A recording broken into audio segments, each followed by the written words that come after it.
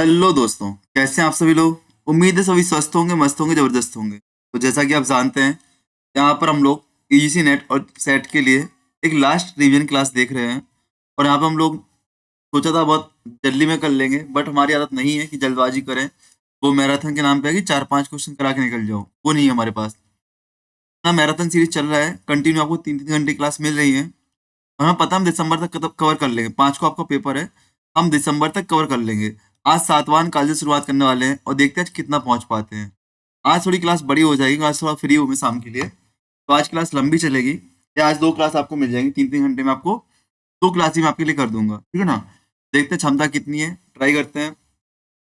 और आपका एक कल आया था क्वेश्चन कि सर हिस्टोग्राफी कब पढ़ेंगे, तो हिस्टोग्राफी एंड में आपकी आएगी। और दूसरा, हिस्टोग्राफी पीवाईक्यू से बेटर होता है, तो वो आएगा। और साथ में हिस्टोग्राफी फैक्ट आपसे पूछते हैं कि कौसाम्बी महोदय ने क्या किया, वी स्मिथ महोदय ने क्या कहा है, रोमला थापर ने क्या कहा है किसके बारे में। तो वो चीज हम साथ में पढ़ते भी चल रहे हैं, है कि नहीं। तो ये मत सोचना हिस्टोग्राफी लास्ट में एक साथ पढ़ना है, बीच बीच में आती भी रही हिस्टोग्राफी, तो आपको परेशान नहीं होना है, ठीक है ना।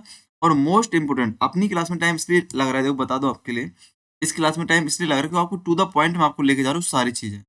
मैं चाहता हूँ कि आप मुझे टाइम दे ही रहे हैं, और अगर आप मेरे के साथ टाइम दे रहे हैं मैराथन में, तो आपको यहीं पे चीज़ें याद हो और साथ साथ यहाँ पे आपको सारी चीज़ें मिले। ऐसा ना हो कि आपने मैराथन देखी भी 10% आपके काम की नहीं रही, कम से कम ज़्यादा नहीं 70% आउटपुट आप यहाँ से निकाल सकते हो। इसलिए पीडीएफ भी मैंने आपको एक दिन पहले, जिस दिन क्लास शुरू की थी उसके एक दिन पहले सारी पीडीएफ मैंने आपको भेज दी थी कि भैया इसका प्रिंट आउट निकाल लेना, और क्लास के साथ आपको पीडीएफ लेके बैठना है। पढ़ने का तरीका बताया था कि शाम को क्लास करो डेली, और सुबह जाके अपना रिवीजन करो। दिन में पेपर वन को पढ़ते रहो। क्या, शाम को क्लास करो, सुबह जाके रिवीजन करो, और दिन में पेपर वन को पढ़ते रहो। इस तरीके से मैंने आपको बताया भी था, है कि नहीं। एक पैटर्न भी मैंने आपको दे दिया था। चलो, तो सातवां काल पढ़ने वाले हैं, सामान्य परिचय देखते हैं। भैया, भारत का सर्वाधिक भारत में सर्वाधिक समय तक शासन करने वाला वंश है, लगभग 300 वर्ष तक किया है। पुराणों में इनको आंध्र आंध्र जातीय आंध्र वृत्त कहा गया। पूछा गया क्वेश्चन है, पुराणों में सातवाहनों के लिए क्या कहा जाता है, तो पुराणों में सातवाहनों के लिए आंध्र आंध्र जातीय आंध्र वृत्त कहा जाता है। यदि बात किया जाए इनका होमलैंड, जिनका ओरिजिन मूल स्थान प्रतिष्ठान महाराष्ट्र को माना जाता है, याद रखना। वंश की स्थापना, सातवाहन वंश की स्थापना संस्थापक सिमुक था। कौन था? सिमुक था। कई बार आपके पेपर में पूछा गया सातवाहन का संस्थापक, ठीक है ना। वीए स्मिथ के अनुसार ये वेल्लारी कर्नाटक के थे। सॉरी, वीए शंकर के अनुसार वेल्लारी कर्नाटक इनका निवासी स्थान था। स्मिथ भंडारकर और रविशंकर आंध्र प्रदेश। तो इसको थोड़ा याद कर लेना। वैसे इनका मूल स्थान अभिलेखों के आधार पर प्रतिष्ठान देखा जाता है कि महाराष्ट्र में प्रतिष्ठान का मूल स्थान था। बट कुछ इतिहासकार अलग अलग मत देते हैं, जिसमें बी एस सुकथंकर है आपके, इन्होंने कहा हुआ है कि वेल्लारी कर्नाटक से थे, वेल्लारी कर्नाटक से। और V A Smith, RG Bhandarkar और रेपसन महोदय को आंध्र प्रदेश बोलते, आंध्रवासी बोलते, आंध्रवासी। इसको क्या आंध्र आंध्र जातीय आंध्र वृत्त बोला जाता है, ठीक है ना। चलो, राजधानी की बात करें तो इनकी राजधानियां धानकटक अमरावती थी। धानकटक अमरावती इनकी राजधानी दिखेगी। कुछ प्रमुख शासक देखते हैं हम लोग, तो सिमुक संस्थापक हो जाएंगे आपके, सिमुक संस्थापक रूप में आ जाएंगे। तो आपके सातकर्णी प्रथम आएंगे, सातकर्णी प्रथम आएंगे। सातकर्णी प्रथम एक योग्य शासक था, जो अपना, इनकी रानी है नानाघाट अभिलेख इनका मिलता है, नागनिका इसको। इनकी रानी सातकर्णी प्रथम की नानी है, नानी नहीं, रानी रानी। इनका अभिलेख मिलता है, नानाघाट अभिलेख मिलता है पूना से। इससे सातकर्णी प्रथम के शासन काल की जानकारियां मिलती हैं। सातकर्णी प्रथम के शासन काल की जानकारियां मिलती हैं। महत्वपूर्ण उपलब्धि में बात करें तो भारत में भूमि अनुदान की शुरुआत भी सातवाहन काल से हुई थी, सातकर्णी प्रथम के टाइम से हुई थी। और इसका प्रथम भू अभिलेख नानाघाट अभिलेख माना जाता है। इसको नागनिका अभिलेख भी बोलते हैं और नायनिका अभिलेख भी बोलते हैं। याद रखना, भूदान का प्रथम लिखित साक्ष्य कहाँ मिलता है आपको? अभिलेख में मिलता है ना। और इसी अभिलेख से पता चलता है, नानाघाट अभिलेख से, कि सातकर्णी प्रथम ने 2 अश्वमेध यज्ञ, एक राजस्व यज्ञ किए थे। क्या? 2 अश्वमेध यज्ञ, एक राजस्व यज्ञ को कराया था। बात करें सातकर्णी प्रथम की उपाधियों की, तो सातकर्णी प्रथम की उपाधियों में आपकी, याद रखना, दक्षिणापति भी आती है, प्रतिष्ठानपति भी आती है, और अप्रतिहत चक्र भी आती है। करत अजयो, अर्थात ऐसा व्यक्ति जिसको कभी जीता ना गया हो। तो सातकर्णी प्रथम के बारे में जानकारी कहाँ से मिलती है?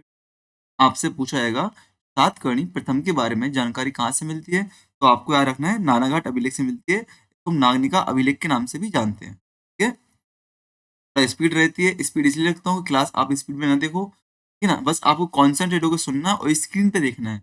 क्लास के टाइम पे पीडीएफ साथ में रखना है, बट मतलब प्रिंट आउट साथ में रखना है, बट आपको क्लास में ही देखना है, फोकस इस पे करना है आपको, ठीक है ना। आपको लगे 10-15 मिनट का पॉज लेके एक बार रिकॉल कर लिया, 10-15 मिनट का पॉज लिया एक टॉपिक को, वैसे भी एक टॉपिक होता है, मैं क्या करता हूँ पॉज देता हूँ 2 मिनट का कि आप उसको रिवाइज करो, है कि नहीं। तो जब भी आपको लगे 10-15 मिनट ओवरडोज हो रहा है, पॉज किया और उसमें रील्स नहीं देखना, आपको जो प्रिंट आउट आपके पास उसको देख लिया, हाँ इसमें ऐसा है, इसमें ऐसा, ठीक है। और भूदान अनुदान का प्रथम प्रमाण सातकर्णी प्रथम में से मिलता है, देख लिया हमने, नानाघाट अभिलेख से मिलता है। गौतमीपुत्र सातकर्णी, इनका टाइम पीरियड 106 ईस्वी से 130 के बीच में रहा है। 13वां महानतम शासक था, ये पूछा गया कितने में था, गौतमीपुत्र सातकर्णी, गौतमीपुत्र सातकर्णी आपका 13वां महानतम शासक था। इनकी माता का नाम गौतमी बलश्री था, माता का नाम गौतमी बलश्री था। याद रखना पहला सातवाहन शासक है जिसने संपूर्ण दक्षिणापथ पर प्रभुत्व स्थापित। सातकर्णी प्रथम की उपाधि भले दक्षिणापति थी, लेकिन इसने कभी पूरे संपूर्ण दक्षिण पर अपना अधिकार नहीं किया। ये पहला शासक जिसने पूरे दक्षिण पर अधिकार किया था, गौतमीपुत्र सातकर्णी है। संपूर्ण दक्षिणापथ पर प्रभुत्व करने वाला पहला सातवाहन शासक गौतमीपुत्र सातकर्णी है, ठीक है ना। उपाधियां, आगमन निलय, तो वेदों को आश्रय देने वाला, वेदों को आश्रय देने वाला गौतमीपुत्र सातकर्णी। ये अपने आपको एका ब्राह्मण भी कहते हैं, मैं इकलौता ब्राह्मण हूँ, मैं वेदों का संरक्षक हूँ। तो आगमन निलय इसकी उपाधि दी गई, आगमन निलय, ठीक है ना, आगमन निलय, ठीक है ना, वेदों का आश्रय देने वाला। खैरात वंश का निर्मूलन करने वाला, इसने खैरात वंश के शासकों को हराया था और उसको हराने के उपलक्ष्य में उपाधि धारण की थी, क्या, हुकरात वस निक शेष करस, हुकरात वस निक शेष करस, इनने उपाधि धारण की थी। अब इस वर्ड को क्या करो, एक बार लिख लो तो सही रहेगा, हुकरात वस निक शेष करस। अब यहीं पे थोड़ी हिंदी की शब्द वो चाहिए होता है, क्या बोलते हैं, ग्रामर, इनको किन किन वर्ड्स को मिला के पढ़ना होता है शानदार तरीके से। और वेंकट स्वामी तक विजय के उपलक्ष्य में उपाधि धारण की थी, तो इसने जाना है 3 उपाधियां इसकी है, को एका ब्राह्मण भी कहा जाता है। देन उपलब्धियों की बात करें, शकों पर, एवों पर, पहलवों पर पराजय किया था। खैरात वंश के साथ नहपान को हराया था। क्षत्रियों का दर्प चूर करने वाला, क्षत्रियों को हराने वाला, दर्प चूर करने वाला, ठीक है, उनका घमंड चूर करने वाला। स्रोत की बात करें तो गौतमीपुत्र सातकर्णी, गौतमीपुत्र पढ़ रहे हम लोग, गौतमीपुत्र सातकर्णी, इसकी जानकारी कहाँ से मिलती है, तो नासिक गुहा अभिलेख से मिलती है, नासिक गुहा अभिलेख से मिलती है, नासिक गुहा अभिलेख से मिलती है। जहां पर इसकी तुलना, सुन लेना, गौतमीपुत्र सातकर्णी की तुलना राम से, केशव से, अर्जुन से, भीम, कहाँ पे की गई है, कहाँ पे की गई है, नासिक गुहा अभिलेख में की गई। ये क्वेश्चन पूछा गया है ना। और जोगल थम्बी मृदभांड से 13,250 रजत मुद्राएं मिली हैं। याद रखना आपसे कुछ पूछा गया है कि जोगल थम्बी मृदभांड किससे संबंधित है। जोगल थम्बी मृदभांड में कौन सी निधि मिलती है, तो रजत निधि मिलती है, रजत चांदी की, ठीक है ना, रजत निधि मिलती है गौतमीपुत्र सातकर्णी के, और गौतमीपुत्र सातकर्णी से संबंधित है, ठीक है ना। मुद्राओं की बात करें तो आवक्ष, आवक्ष राजशीस पर अंकित है, ठीक है ना, आवक्ष मुद्राओं पर अंकित है, राजशीस, ठीक है ना। धार्मिक नीति की बात करें तो ब्राह्मण धर्म को संरक्षण देने वाला होता है। एका ब्राह्मण नामक उपाधि धारण करता है, मैं ही एक ब्राह्मण हूँ, एका ब्राह्मण, ठीक है ना। बौद्ध संघ को दान दिया इसने, नासिक दान और कार्ले, तो नासिक में भद्रायनी भिक्षु को दान दिया इन्होंने, और कार्ले में कटजग भिक्षु संघ को दान दिया हुआ है। और गौतमी बलश्री की उपाधि राज राजश्री बधु थी। गौतमी बलश्री जो माता थी, गौतमी सातकर्णी की जो माता थी गौतमी बलश्री, उपाधि क्या थी, राजश्री वधु थी, ठीक है ना?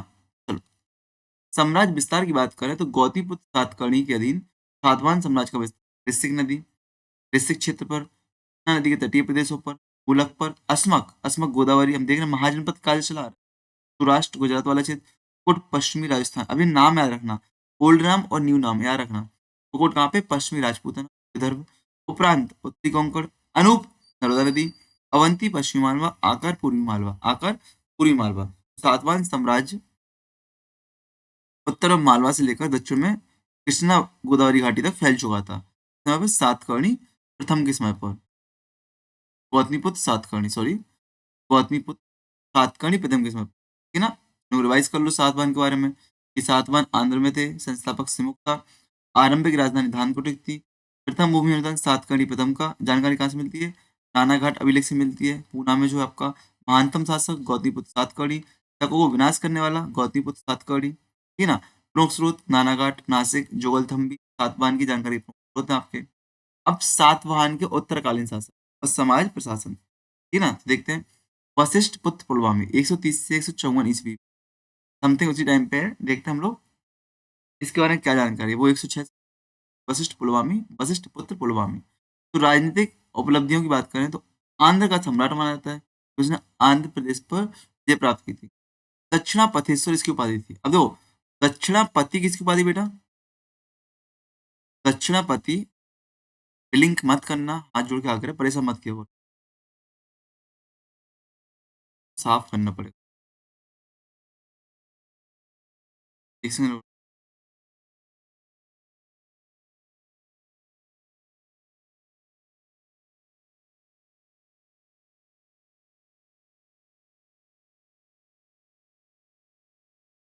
मैं बता रहा था, दक्षिणापति किसकी उपाधि थी? दक्षिणापति,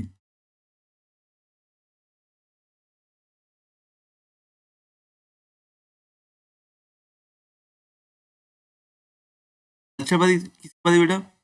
तो दक्षिणापति पति उपाधि किसकी थी? दक्षिणापति, दक्षिणापति उपाधि थी आपकी किसकी? सातकर्णी प्रथम। संपूर्ण दक्षिण पर प्रथम अधिकार किसने किया था? गौतमीपुत्र सातकर्णी। रुक जाओ, देखता हूँ इसको मैं, इसके कान खींचता हूँ मैं। गौतमीपुत्र सातकर्णी, एक मिनट, कान खींचता हूँ मैं इसके। तो क्या मेमोरी ज्यादा होती है ना, हीटिंग ज्यादा होती है, मेमोरी ज्यादा होती है, पूरा सेव किया हुआ चला जाएगा इसमें से। पीवीडी बहुत बड़ी है तो उसका एमबी वगैरह बढ़ जाता है, लिखने पर एक एक एमबी ऐसी बढ़ती है केबी की पॉइंट।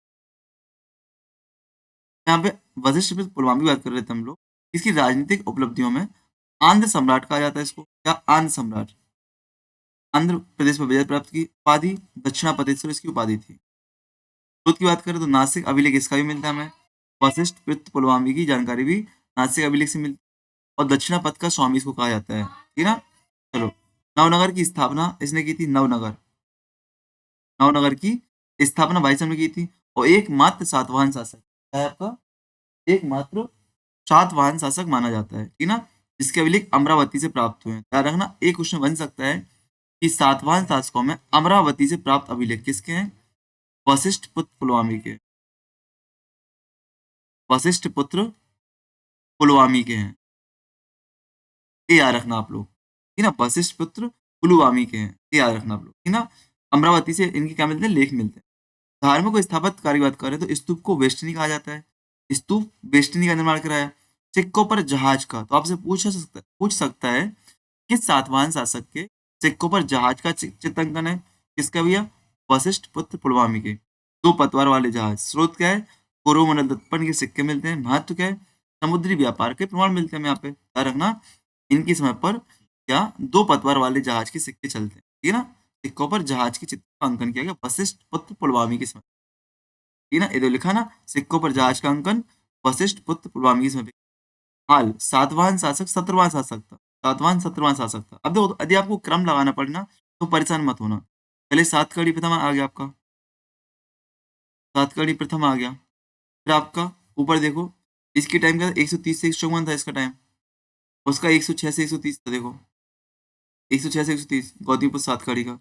देखो, सबसे पहले सातकर्णी प्रथम, फिर आपका हाल आ जाएगा। क्यों? आपको याद है गौतमीपुत्र सातकर्णी 26वां था।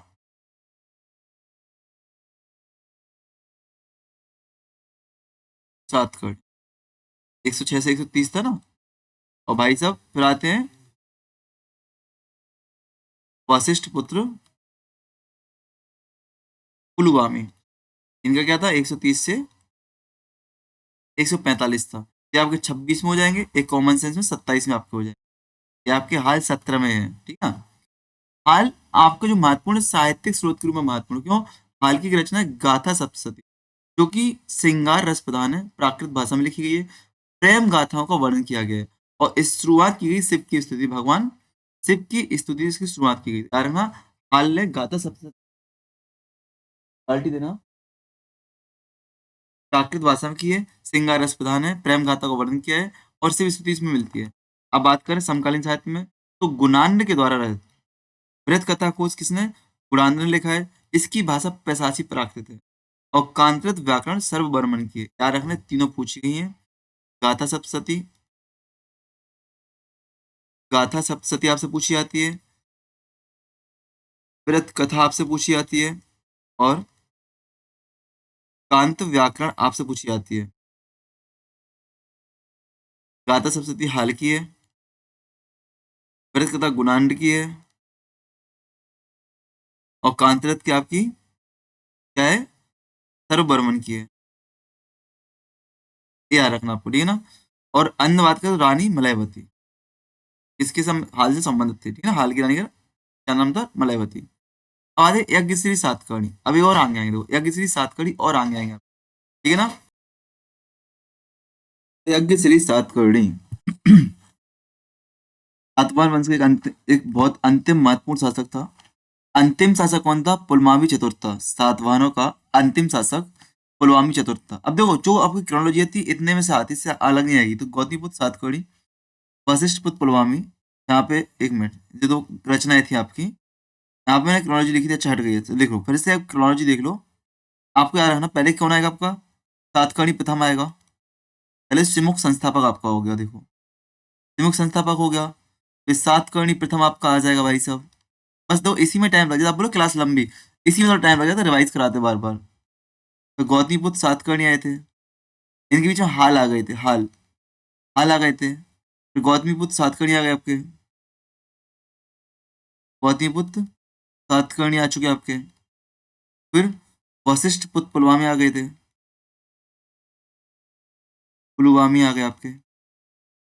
अभी महत्वपूर्ण आपके कौन आ गए, यज्ञश्री सातकर्णी आ गए, सातकर्णी आपके आ चुके हैं। और अंतिम महत्वपूर्ण जो आपको मिलेंगे, पुलवामी चतुर्थ मिलेंगे, पुलवामी चतुर्थ आपको अंतिम महत्वपूर्ण मिलेगा। 300 साल तक सातवाहनों ने शासन किया बेटा, ये याद रखना, ठीक है ना। बात करें सातवाहन कालीन समाज की, बात करते हैं हम लोग। समाज 4 जातियों में विभाजित था। आधार व्यवसाय था इनका, मात सत्तात्मक था, क्योंकि नामों में माता के नाम का प्रयोग हुआ है। उत्तराधिकारी, लेकिन क्या उत्तराधिकार हमेशा पुत्र को ही मिला है। तो राजगद्दी पे माताएं नहीं बैठी हैं। ये मात सत्तात्मक समाज क्यों था, क्योंकि नाम के साथ माताओं की नाम आते हैं। स्त्रियों की भूमिका करें तो स्त्रियां प्रशासन में सक्रिय भूमिका निभाती, कैसे, जैसे नागनी का अभिलेख मिलता है हमें, मिलता कि नहीं, नागनी का अभिलेख मिलता है, नानाघाट अभिलेख, और गौतमी श्री वलसी का अभिलेख मिलता है, नासिक अभिलेख, गौतम श्री वलसी का नासिक अभिलेख मिलता है, नानाघाट अभिलेख पुणे से मिलता है हमें। इनसे जानकारी मिलती है कि हाँ ये लोग प्रशासन में सक्रिय भागीदारी निभाते थे, है ना। सातवाहनों की प्रशासनिक इकाइयां, यहाँ से प्रश्न आते हैं।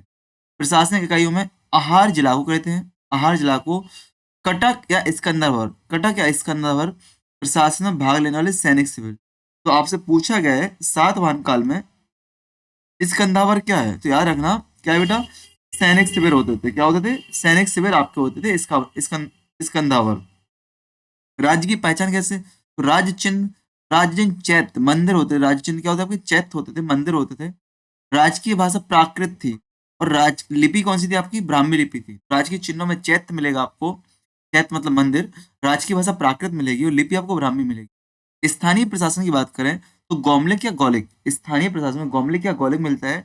जो गांव का प्रशासक होता है सैनिक टुकड़ी का प्रधान होता है, गांव का प्रशासक होता है और सैनिक टुकड़ी का प्रधान होता है। तो गौलमिक होता है, गौमलिक होता है आपका गांव का प्रशासक और सैनिक टुकड़ी का। तो यार सातवाहन काल में जो गांव का प्रशासक होगा वो साथ में सैनिक टुकड़ी भी रखेगा। और हालिक क्या होता था, हालिक गांव का प्रशासनिक अधिकारी। हालिक क्या है आपका, हालिक गांव का प्रशासनिक अधिकारी के रूप में आप देख सकते हो। सामंती संरचना देखने को मिलती है हमें, क्यों, इस काल में जो आपके छोटे छोटे राजा होते हैं वो राजा, महाभोज, सेनापति इत्यादि इत्यादि उपाधि रखते हैं। सामंती व्यवस्था देखने को मिलेगी।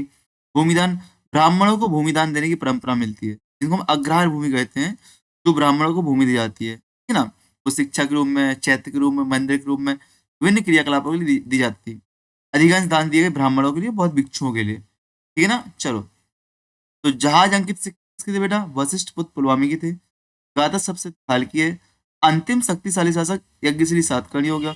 भाषा प्राकृत, लिपि ब्राह्मणी, प्रशासनिक इकाई आहार, अदर जिला, प्रशासनिक इकाई जिला थी। समाज मात सत्तात्मक। 7 वाहनकालीन सिक्के, धातु व निर्माण, ठीक है ना। तो अधिकांश सिक्के शीशे के मिलते हैं, अधिकांश सिक्के आपको शीशे के मिलेंगे, ठीक है ना। प्रयोग में लाइक प्रोटीन के मिल सकते हैं, तांबे के, कांसे के। एक मिश्र धातु का सिक्का भी मिलता है आपको, कॉपर, जिंक, लेड और टिन का। कॉपर, जिंक, लेड और टिन का। यहाँ पे चांदी के सिक्के भी आपको मिलेंगे, तांबे के मिलेंगे, बट सोने के सिक्के आपको नहीं मिलेंगे सातवाहनों में। गोल्ड सिक्के आपको सातवाहनों में नहीं मिलते, इस बात का याद रखना आपको, ठीक है ना। लेड कॉइन्स आपको यहाँ पे मिल रहे हैं, कॉपर मिल रहे हैं, ये मिश्र धातु के सिक्के मिल रहे हैं आपको, ये सब कुछ मिला है, टिन भी इसमें साथ में मिला रहा है, ठीक है ना। ठीक, सिक्कों पर अंकन, तो राजश्री का अंकन होता है, Rajshri, king heads, first Satakarni प्रथम के सिक्के हमने देखे थे, सातकर्णी प्रथम के सिक्के देखे थे। राजा की और चेहरा दिख रहा है, फेस दिख रहा है, फेस A4 साइज वो पासपोर्ट साइज फोटो मान लो। 5 पत्तियों वाला चेत आपको मिल रहा है, 5 पत्तियों वाला चेत, क्योंकि उनका चिन्ह था राज की। स्वस्तिक के चिन्ह भी मिलते हैं, याद रखना आप लोग, ठीक है ना। और शीशे की मुद्रा पर जहाज का चिन्ह, और किसके समय पे, वशिष्ठ पुत्र पुलवामी या गौतमीपुत्र सातकर्णी था, देखो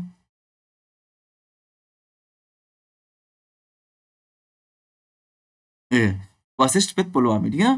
सिक्कों पर जहाज का चिन्ह था वशिष्ठ पुत्र पुलवामी का, ठीक है ना। गलत नहीं याद करना, जो भी करना है आपको सही याद करना है। और जब भी डाउट है तुरंत, इसलिए प्रिंट आउट आपके सामने रखा है, देखो और देखो तुरंत, ठीक है ना। चलो, सातकर्णी प्रथम पहला शासक था जिसने अपने नाम वाले सिक्के चलाए थे। सातकर्णी प्रथम ने अपने नाम वाले सिक्के चलाए थे। पालगढ़ छत्तीसगढ़ में आवक्ष मुद्रा प्राप्त हुई है। कसार पर चांदी और तांबे के सिक्के होते थे। प्रथम अभिलेख साक्ष्य नानागढ़ अभिलेख। सामंती पद्मीय मराठी महाभोज देखी ली हमने। सातवाहन काल में व्यापार कैसे होता था, तो कपास का उत्पादन सर्वाधिक विकसित था। यहाँ पे कपास का उत्पादन होता था। गंधिक मतलब इत्र, सुगंध निर्माण करने वाली चीज, गंधिक का निर्माण भी यहाँ पे होता था, और कपास का भी। भड़ौच बंदरगाह इन लोग का फेमस था, तो याद रखना, सातवाहनों का फेमस बंदरगाह कौन सा बेटा, भड़ौच था। कौन सा, भड़ौच फेमस बंदरगाह था सातवाहनों का, ठीक है ना।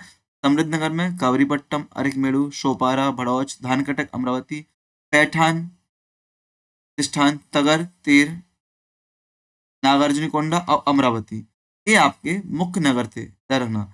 अरिकमेड़ू आपका एक बंदरगाह शहर था जहाँ से रोमन ट्रेड होता था सातवाहन पीरियड में, तो याद रखना अरिकमेड़ू एक बंदरगाह नगर था जहाँ से सातवाहन समय पे रोमन ट्रेड होता था। अरिकमेड़ू से रोमन वस्तुएं प्राप्त हुई हैं, है ना, रोमन सिक्के प्राप्त हुए हैं। मुद्रा, कसार पर चांदी और तांबे का सिक्का होता था, आंतरिक और विदेशी व्यापार में प्रयोग होता था, तो अंतरराष्ट्रीय मुद्रा इसको हम कह सकते हो। धार्मिक संबंध था, व्यापार एवं सिद्धि वर्ग महायान बौद्ध धर्म से था, और अन्य समाज वैष्णव एवं शैव धर्म से था। याद रखना, व्यापारी एवं शिल्पी वर्ग जो था उस समय पे बौद्ध धर्म को मानने वाला था, और अन्य समाज वैष्णव शैव, मतलब बहुत सारे धर्म, सभी धर्म साथ साथ चल रहे थे। स्तूप की बात करें, बौद्ध स्थल की बात करें, तो कार्ले का स्तूप सातवाहन से संबंधित है। कार्ले का अमरावती स्तूप का निर्माण 200 ईसा पूर्व शुरू हुआ था और मैकंजी द्वारा खोजा गया है। अमरावती स्तूप सातवाहन काल से संबंधित है, याद रखना, सातवाहन काल से संबंधित है, याद रखना, ठीक है ना।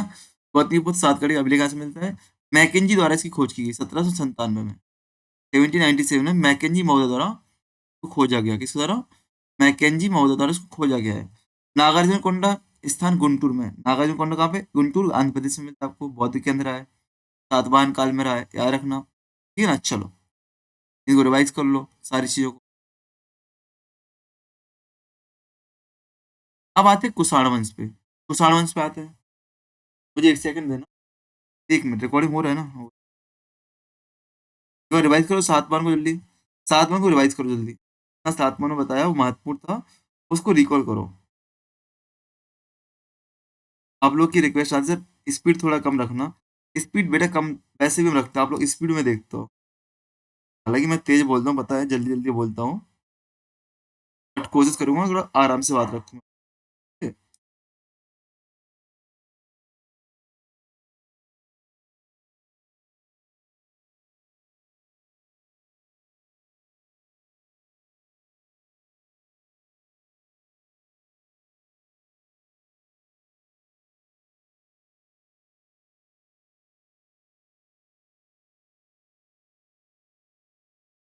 रिवाइज किया, कुछ एक्स्ट्रा पॉइंट यदि सातवाहन के तो लिखवा दूं आपके लिए।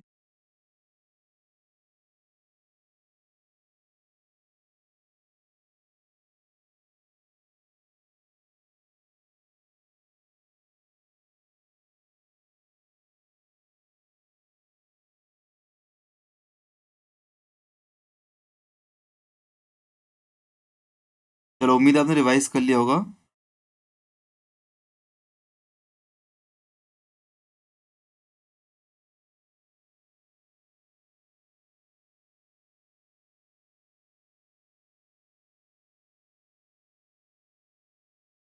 कल मैंने मौर्य काल की चार्ट बनवाया था, कौन आया था।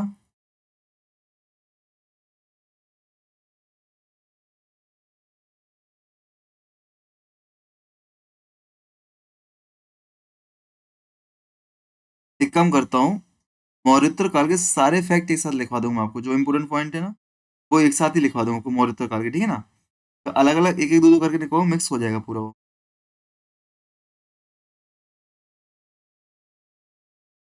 ठीक। तो मौर्य काल में तो अपने शासक थे, विदेशी शासक और लोकल शासक, इन सब के एक साथ फैक्ट लिखवा दूंगा आपके लिए। तो कल मैंने मौर्य काल का चैट बनाया था ना, वहां तक, ठीक है ना। क्योंकि बहुत महत्वपूर्ण फैक्ट मैंने लिख के रखे, अलग से इसमें टाइप नहीं करवा पाया था। ठीक है। चलो कुषाणों पे आते हैं। तो कुषाणों की उद्गम और पहचान की बात करते हैं। इसकी उद्गम और पहचान की बात करते हैं। तो उद्गम कहाँ पे? चीन के पश्चिम क्षेत्र में एवं मध्य एशिया में इनका उद्गम माना जाता है। संबंध यूची जाति से, यूची कबीले से संबंध पूछा गया आपसे कि कुषाणों का संबंध यूची कबीले से था, तो बिल्कुल यूची कबीले से आपका संबंध था। तो कुषाण यूची ट्राइब से थे, सेंट्रल एशिया से ओरिजिन हुआ था।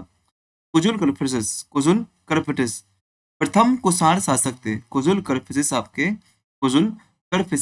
प्रथम कुषाण शासक थे। प्रारंभिक सिक्कों पर यूनानी राजा हर्मियस की आकृति में, जो प्रारंभिक सिक्के थे उस पर क्या, यूनानी राजा हर्मियस की। अब जो प्रारंभिक सिक्कों पर, कुषाणों के प्रारंभिक सिक्कों पर यूनानी राजाओं की आकृति मिल रही है। कुजुल करफिसिस ने तांबे के सिक्के ढलवाए, किसके? तांबे के सिक्के ढलवाए। और उपाधियां महाराजा धीराज और रमित्ता, रमित्ता और महाराजा विराज इसकी उपाधि थी। सिक्के द्विलिपिक थे। सिक्के द्विलिपिक मतलब दो दो लिपियों में लिखे, ग्रीक में भी लिखे गए और खरोष्टी में भी। सिक्के ग्रीक और खरोष्टी में लिखे गए, इसके याद रखना। सिक्के द्विलिपिक थे, खरोष्टी में भी और सिक्के में, ठीक है ना।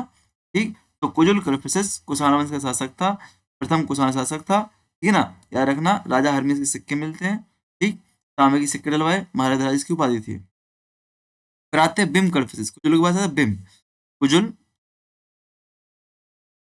फिर विम, विम्बार। विम कर्फिसिस या कर्फिसिस टू इसको बोलते हैं। भारत में कुषाण शक्ति का वास्तविक संस्थापक माना जाता है। Real founder of the Kushan power in India माना जाता है। शैव धर्म को मानने वाला था बेटा, सात्विक था, शैव धर्म को मानने वाला था। और महेश्वर इसकी उपाधि थी। तो आपसे पूछा गया है महेश्वर उपाधि किसने ली थी। अब महेश्वर याद कैसे करो? विम से। तो विम महेश्वर ऐसे लिखो तो याद करो, बिम महेश्वर। क्यों पूछा गया है कि किस कुषाण शासक ने महेश्वर उपाधि ली थी? किसने ली थी? बिम कर्फिसिस ने, ठीक है ना। सिक्कों पर शिव के, नंदी के, त्रिशूल के क्या मिलते? चित्र मिलते, जो कि सर्वप्रथम है सिक्कों पर, ठीक है ना। तो शिव के सिक्कों मतलब बिम कर्फिसिस के सिक्कों पर क्या मिलते? शिव, नंदी और त्रिशूल के साक्ष्य मिलते हैं। भारत में स्वर्ण सिक्के चलाने वाला पहला कुषाण शासक क्या? गोल्ड कॉइन्स चलाने वाला पहला कुषाण शासक है कौन? बिम कर्फिसिस। बिम कर्फिसिस। वेदी पर खड़े राजा की आकृति वाले सिक्के पहली बार, वेदी पर खड़े मतलब यज्ञ में खड़े होकर आहुति दे रहे, क्या यज्ञ में खड़े होकर आहुति देने वाले राजा, यज्ञ में खड़े होकर आहुति देने वाले राजा की आकृति कहाँ से मिलती है? बिम कर्फिसिस के सिक्कों से मिलती है, ठीक है ना। पुरातत्व साक्ष्यों में बात करें तो माट सिंहासन पर विराजमान, माट अर्थात मथुरा से, मथुरा में एक मूर्ति प्राप्त हुई है जहाँ पे सिंहासन पर विराजमान बिम कर्फिसिस की मूर्ति मानी गई है, ठीक है ना। माट अर्थात मथुरा। तो यार माट किसका नाम है? ओल्ड नाम माट, मथुरा का। माट किसका ओल्ड नाम है? मथुरा का, ये याद रखना, ठीक है ना। बात करते हैं बिम कनिष्क। कनिष्क की बात करें तो कनिष्क देवपुत्र की उपाधि थी इसकी। इसकी थी देवपुत्र की उपाधि थी। द्वितीय अशोक इसको कहा जाता है। शक संवत की शुरुआत की थी। राजधानी, प्रथम राजधानी फिरोजपुर पेशावर और सेकंड राजधानी मथुरा, राजधानी मथुरा। नगर निर्माण की बात करें तो राज तरंगिणी के अनुसार कश्मीर में कनिष्कपुर की स्थापना की थी। कश्मीर में कनिष्कपुर की। अच्छा, कश्मीर में श्रीनगर की स्थापना किसने की? कश्मीर में श्रीनगर की स्थापना अशोक ने की थी, अशोक ने की थी, याद रखना। और कनिष्क ने क्या की थी? कनिष्कपुर की स्थापना की थी। जानकारी कहाँ से मिलती है? राज तरंगिणी से मिलती है। राज तरंगिणी से जानकारी मिलती है। कनिष्क की जानकारी राज तरंगिणी से मिलती है। तक्षशिला में सिरमुख नगर की स्थापना की थी। तक्षशिला में सिरमुख नगर की स्थापना की थी। और पुरुषपुर में कनिष्क चैत्य बनवाया था जिसके वास्तुकार अंगिलस थे। वास्तुकार क्या? अंगिलस थे। और प्रथम चैत्य जिसमें लोहे के छत्र का प्रयोग किया गया, लोहे के छत्र का प्रयोग किया गया था, ठीक है ना। कनिष्क के दरबार में कुछ विद्वान रहते थे। वसुमित्र, अश्वघोष, नागार्जुन, चरक। चरक कनिष्क का राजवंश था। चरक क्या था? कनिष्क का राजवंश था, ठीक है ना। ठीक। और काय चिकित्सा के प्रणेता माने जाते। चरक क्या? चरक संहिता में, चरक संहिता की बुक है काय चिकित्सा के, काय चिकित्सा के प्रणेता माने जाते। काय चिकित्सा के, ठीक है ना। कौन? चरक, काय चिकित्सा के प्रणेता। नागार्जुन, श्रुतपाद, अश्वघोष, बुद्धचरित, वसुमित्र, वसुबंध। वसुमित्र पाए जाते, ठीक है ना। चलो, कनिष्क के टाइम पे आपकी चतुर्थ बौद्ध संगति भी होती है। कनिष्क के टाइम पे आपकी चतुर्थ बौद्ध संगति भी होती है, ठीक है ना। कहाँ पे होती है? कश्मीर कुंडल में होती है। इसके अध्यक्ष वसुमित्र, और मुख्य ग्रंथ विभाषा शास्त्र यहाँ पे लिखा गया। क्या? विभाषा शास्त्र, कॉमेंट्री, विभाषा शास्त्र यहाँ पे लिखा गया, जो कि महायान बौद्ध धर्म का एक ग्रंथ था। महायान बौद्ध धर्म को दार्शनिक आधार मिला। वहीं पे आपका बौद्ध धर्म इसमें हीनयान और महायान में डिवाइड हो जाता है। कनिष्क के प्रमुख अभिलेख, कनिष्क के प्रमुख अभिलेख। अब देखो, पहले कौन आया? कुजल आया, फिर भीमकड़फिसिस आया, फिर कनिष्क आया। ऐसे ही कुछ था ना। देखो, मैं बोलो क्रम थोड़ा इसलिए बार बार बोलता हूँ, याद करते रहो, जरूरी है। पहले कुजुल, फिर भीम, फिर कनिष्क। तो हम कनिष्क के अभिलेख देखते हैं। नंबर एक, तक्षशिला चिर स्तूप अभिलेख। इसको धर्मराज का अभिलेख भी कहते हैं। ये पूछा गया है, धर्मराज का स्तूप। और जब धर्मराज का स्तूप की बात आती है, कई लोग या तो सांची टिक कर देते हैं, या तो कई लोग सांची टिक कर देते हैं, या कई लोग सारनाथ टिक कर देते हैं। कोई गलती एमपीपीएससी के बच्चों ने कर चुके हैं। यदि कोई एमपीपीएससी वाला जो एमपी सेट की तैयारी कर रहा है और क्लास को देख रहा है, तो बताना गलती की कि नहीं किया आपने। तो एमपी की मोस्ट बुक में सारनाथ स्तूप को धर्मराज का स्तूप बताया गया था। तो जब आयोग ने आंसर कर दिया, तब जाके चेंज। धर्मराज का स्तूप, धर्मराज का स्तूप क्या रखना, कहाँ पे? सांची में भी नहीं है, सारनाथ कहाँ पे? तक्षशिला में। तक्षशिला चिर स्तूप का दूसरा नाम है आपका धर्मराज का स्तूप है, जो कि 78 ईस्वी में आपका बनाया गया कनिष्क के द्वारा, जब कनिष्क ने शक संवत की शुरुआत की थी, ठीक है ना। रवातक शिलालेख, रवातक अभिलेख कहाँ पे? सुर्ख कोटल अफगानिस्तान में, सुर्ख कोटल अफगानिस्तान में। और महत्वपूर्ण इसलिए बेटा, क्योंकि यहाँ पे कुषाणों की वंशावली, क्या यहाँ पे कुषाणों की वंशावली आपको मिलती है बैक्ट्रियन भाषा में, ग्रीक लिपि में, ठीक है ना। नगरों का उल्लेख मिलता है इस पे, पाटलिपुत्र, चंपा, कौशाम्बी, साकेत, उज्जैन आदि आदि नगरों का उल्लेख मिलता है। याद रखना, प्रवातक अभिलेख इसलिए महत्वपूर्ण क्योंकि कुषाणों की वंशावली मिलती है ग्रीक भाषा में, तुर्क कोटल अफगानिस्तान में। इसमें कुछ नगरों की उत्पत्ति उल्लेख मिलता है, पाटलिपुत्र, चंपा, कौशाम्बी, साकेत, उज्जैन। सारनाथ और कौशाम्बी अभिलेख, सारनाथ और कौशाम्बी अभिलेख की बात करें हम लोग, सारनाथ और कौशाम्बी शासन के तीसरे वर्ष में स्थापित कराए थे। मथुरा के हरपन पाल, मथुरा में इसकी उपाधि क्या? महाछत्रप लिखी गई है। और वाराणसी के बनस्पत छत्रप, ठीक है ना, याद रखना। मूर्तियों की बात करें तो मूर्तियों पर देवताओं का अंकन है, मूर्तियों पर देवताओं का अंकन है। मित्र का, माओ का, शिव का, नाना का, ओसियो का, याद रखना। ओसियो मतलब इंडियन शिवा, ओसियन मतलब इंडियन शिवा, नाना मतलब सुमेरियन मदर गॉडेस। ये पूछी गई है आपसे, ये पूछी गई है, ये पूछा गया नाना आंटी। शिव, माओ मतलब मून, और मित्र मतलब सन। तो याद रखना, मित्र कुषाण काल में मित्र यानी देवता सूर्य के समान माने गए। माओ को मतलब मून है। शिव की उल्लेख मिलता है देवताओं का, ठीक है ना, मूर्तियों पर, सिक्कों पर। नाना अर्थात सुमेरियन मदर गॉडेज, ठीक है ना, कोई वहां पे महिला हो रही होंगी, देवी रही होंगी, ठीक है ना, देवी, सुमेरियन देवी का चित्र। और ओसियो मतलब इंडियन शिवा, ठीक है ना। बुद्ध के प्रतीक, तो मानव रूप में बुद्ध को सिक्कों पर प्रथम बार अंकन किया गया है। कब? कनिष्क के टाइम पर, याद रखना। क्या? मानव रूप में बुद्ध को सिक्कों पर प्रथम अंकन। तांबे के सिक्के को शाको मोहो बुद्धा कहते हैं। क्या कहते हैं? शाको मोनो बुद्धा कहते हैं। ये आपको याद रखना है। मूर्ति कला की बात करें तो तुर्क कोटला अफगानिस्तान से कनिष्क की शैल प्रतिमाएं प्राप्त हुई हैं। कनिष्क की पत्थर की प्रतिमाएं प्राप्त हुई हैं। माठ मथुरा से सिरविहीन या केस बंद मुद्रा प्राप्त हुई है, मतलब उससे सिर नहीं है और ये धड़ प्राप्त होता है ऐसा। ओनली धड़, हाथ में तलवार ली हुई दिखी है आपके। कनिष्क अभी पता है, यदि अभी रेगुलर क्लास में आप लोग ले रहे होते ना, प्रॉपर होता, तो आपको पिक्चर दिखाई जाती बाकायदा, लो जी। आठ मात्रा, सिरविहीन मूर्ति, केवल मूर्ति। कनिष्क चैत अवशेष सयाजी की ढेरी पेशावर से, सयाजी की ढेरी पेशावर से, सयाजी की ढेरी पेशावर से, ठीक है ना। कनिष्क चैत के अवशेष मिलते, कनिष्क चैत के अवशेष सयाजी की ढेरी पेशावर से मिलते हैं। तो भैया रिवाइज कर लो फिर से। कुषाण का ओरिजिन कहाँ से हुआ? Central Asia. First ruler Kujula Kadphises, gold के सिक्के टिम कॉर्पोरेसिस ने, सिप के अंकन भी इस पे मिलता है, सिप का अंकन भी इसमें मिलता है।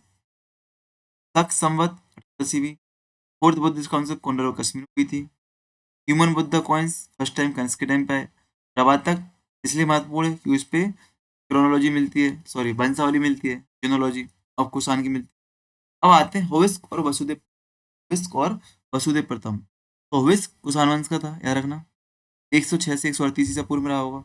अब यहीं से आप अंतर लगा लो, अनुमान लगाओ किसके टाइम पे? गौतमीपुत्र सातकर्णी टाइम पे बेटा, गौतमीपुत्र सातकर्णी के टाइम पे। कौन? होविस्क, ठीक ना। सत्ता के अंत इस टाइम पे मथुरा पे आ गया था, ये मथुरा के अंत में थे सब, ठीक ना। होविस्क मथुरा में थे, आपको याद रखना। कनिष्क के उत्तराधिकारी माने जाते हैं, साम्राज्य को स्थिरता बनाए रखती है। सिक्के और धार्मिक विशेषता, सर्वप्रथम सिक्कों पर श्रृंग धारण उमा की आकृति मिली। आपसे पूछा गया है किसके सिक्कों पर श्रृंगधारी उमा की आकृति मिली है? तो होविस्क के सिक्के, होविस्क, याद रखना। चतुर्भुजी विष्णु के सिक्के यहाँ पे मिलते हैं। सर्वाधिक मात्रा में हिंदू देवी देवताओं का अंकन किया, ईरानी देवता अहरुजा मजदा, अहुरा अहुरा मजदा का उल्लेख भी इसमें मिलता है, ठीक है ना।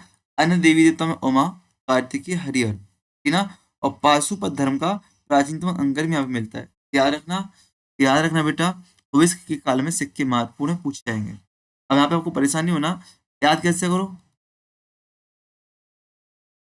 विम कर्व के सिक्के सोने के थे। शिव का अंकन पहली बार मिलता है, शिव का अंकन पहली बार मिलता है, ठीक है ना। शिव, कृष्ण, बलराम। यहाँ पे देखो अब, तिरंग धारण की उमा, चतुर्भुजी विष्णु, सर्वाधिक मात्रा हिंदू देवी देवता, ईरानी देवता, उमा, कार्तिकेय, हरिहर, ठीक है ना। चलो, आर्थिक प्रशासन की बात करें तो मथुरा लेख में श्रेणियों की जानकारी मिलती है जो बैंक का काम भी करती थी, गिल्ड्स।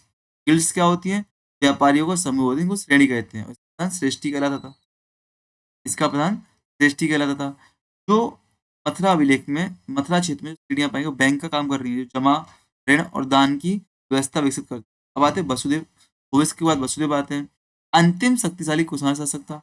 धार्मिक एवं सांस्कृतिक विशेषताओं में तो प्रथम कुषाण शासक था जिसने भारतीय देवताओं के नाम स्पष्ट रूप से प्रयोग किए थे। अभी तक देखो आप लोग, जब यहाँ पे देवताओं के नाम आ रहे हैं तो कहीं ना कहीं आपको क्या, ईरानी देवता साथ में आ रहा है कि नहीं आ रहे? ऊपर माओ आ रहा था, नाना आ रहे थे, ऊपर मित्र आ रहे थे, है कि नहीं, कंस के टाइम पे।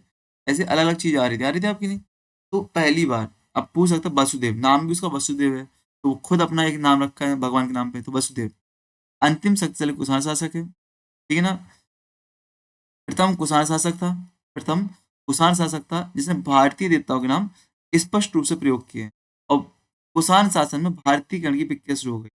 भारतीयकरण के, अब देखो ऐसा कहा जाता है जब इस्लाम की बात आती है, इस्लाम जहाँ जहाँ पर गया उसने इस्लाम का प्रसार किया, लेकिन जब इस्लाम में भारत आया तो इस्लाम का भारतीयकरण हो गया, मतलब यहाँ पे रह भी गया है और भारतीय संस्कृति भी उसने सीख, भारतीय परंपरा, जातिवाद। इस्लाम में कभी जातिवाद था क्या? मूल उत्पत्ति में नहीं था, यहाँ उसमें तो जातिवाद दिखता है उसमें भी, है कि नहीं। कई चीजें उसने भारतीय संस्कृति और भारतीय संस्कृति नष्ट नहीं की। तो ऐसे ही कुषाण लोग हैं, यूची जाति के लोग हैं, उन्होंने भारतीयकरण कर लिया, ठीक है ना। ठीक। उपाधि की बात करें तो सहाय, नुशाही, शाहनुशाही और शाही इसकी उपाधियां थी। शासन प्रणाली की बात करें तो द्वैध शासन, संयुक्त शासन, संयुक्त शासन, ये यार संयुक्त शासन की परंपरा चलती है। मतलब क्या? या तो बेटा पिता, या भाई भाई, या भाई बेटा, दो लोग मिलकर शासन करते हैं, संयुक्त शासन। ये पूछा गया है कुषाण वंश किस शासन, किस राजवंश में संयुक्त शासन मिलता है? तो कुषाणों में मिलता है। एक में और मिलता है, बताओ किस में? और शासकों को देवतुल्य सम्मान, देवकुल की स्थापना। मतलब क्या है? अपने पूर्वजों की मूर्तियां बनवाना, अपने पूर्वजों की मूर्ति बनवाना शुरू की। तो आपसे पूछे किसने बनवाया देवकुल? तो वसुदेव ने बनवाया। कहाँ पे? मथुरा में। सैन्य व स्थानीय प्रशासन, सैन्य अधिकारी को दंडनायक कहते हैं, महादंडनायक। सैन्य अधिकारी, अब ये दंडनायक, महादंडनायक न्याय अधिकारी नहीं है बेटा, क्या आपके सैन्य अधिकारी हैं जो शांति व्यवस्था का काम करते हैं। ग्राम प्रशासन, ग्राम का प्रशासन ग्रामिक के द्वारा। सिक्कों की बात करें, शासकों को सिक्कों पर लंबा कोट, पतलून, जूते पहने दिखाया गया है, ठीक है ना, जो कि सेंट्रल एशियन ड्रेस है आपकी। सर्वाधिक तांबे के सिक्के जारी किए गए, सर्वाधिक तांबे के, सोने के सिक्का शुरू किया गया कुषाणों द्वारा, यहाँ पे तांबे के सिक्के। चलो, संगोल, महत्वपूर्ण कला। संगोल में लाल चूना पत्थर पर यक्षिणी की प्रतिमा मिलती है, यक्षिणी की। कुषाण कला का श्रेष्ठतम उदाहरण है, ठीक है ना। भविष्य और वसुदेव में अंतर पड़ रही है, ईरानी भारतीय, सर्वाधिक भारतीय, ठीक है ना, पढ़ लो अंतर।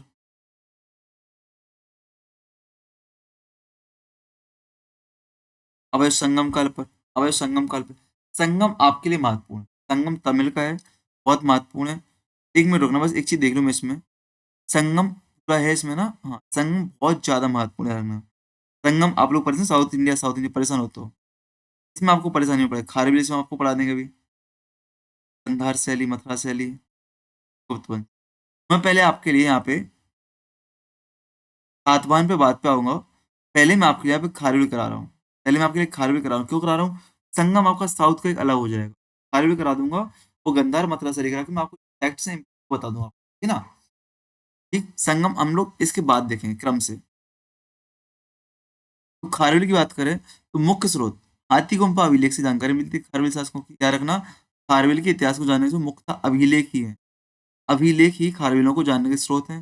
हाथी गुम्फा अभिलेख से जानकारी मिलती है। तो स्थान की बात करें तो उदयगिरी पहाड़ी, पूरी पहाड़ी पर इनकी जानकारी मिलती है। भाषा, प्राकृत भाषा इनकी ब्राह्मणी लिपि में सातवाहनों के समान है। सातवाहनों के समान है।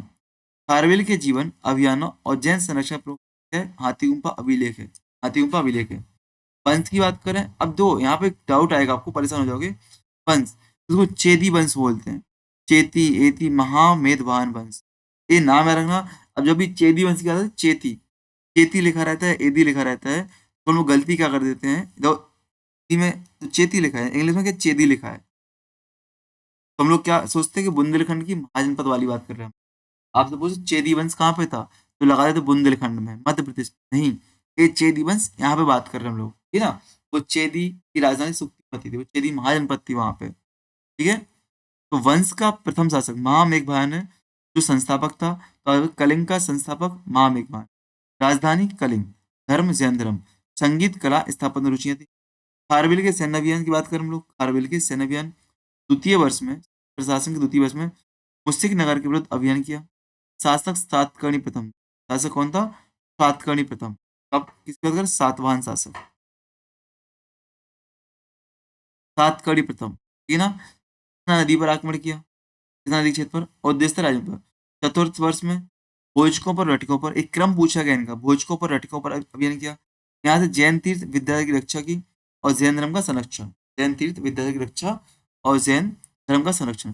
पांचवा, तंसुल की राजधानी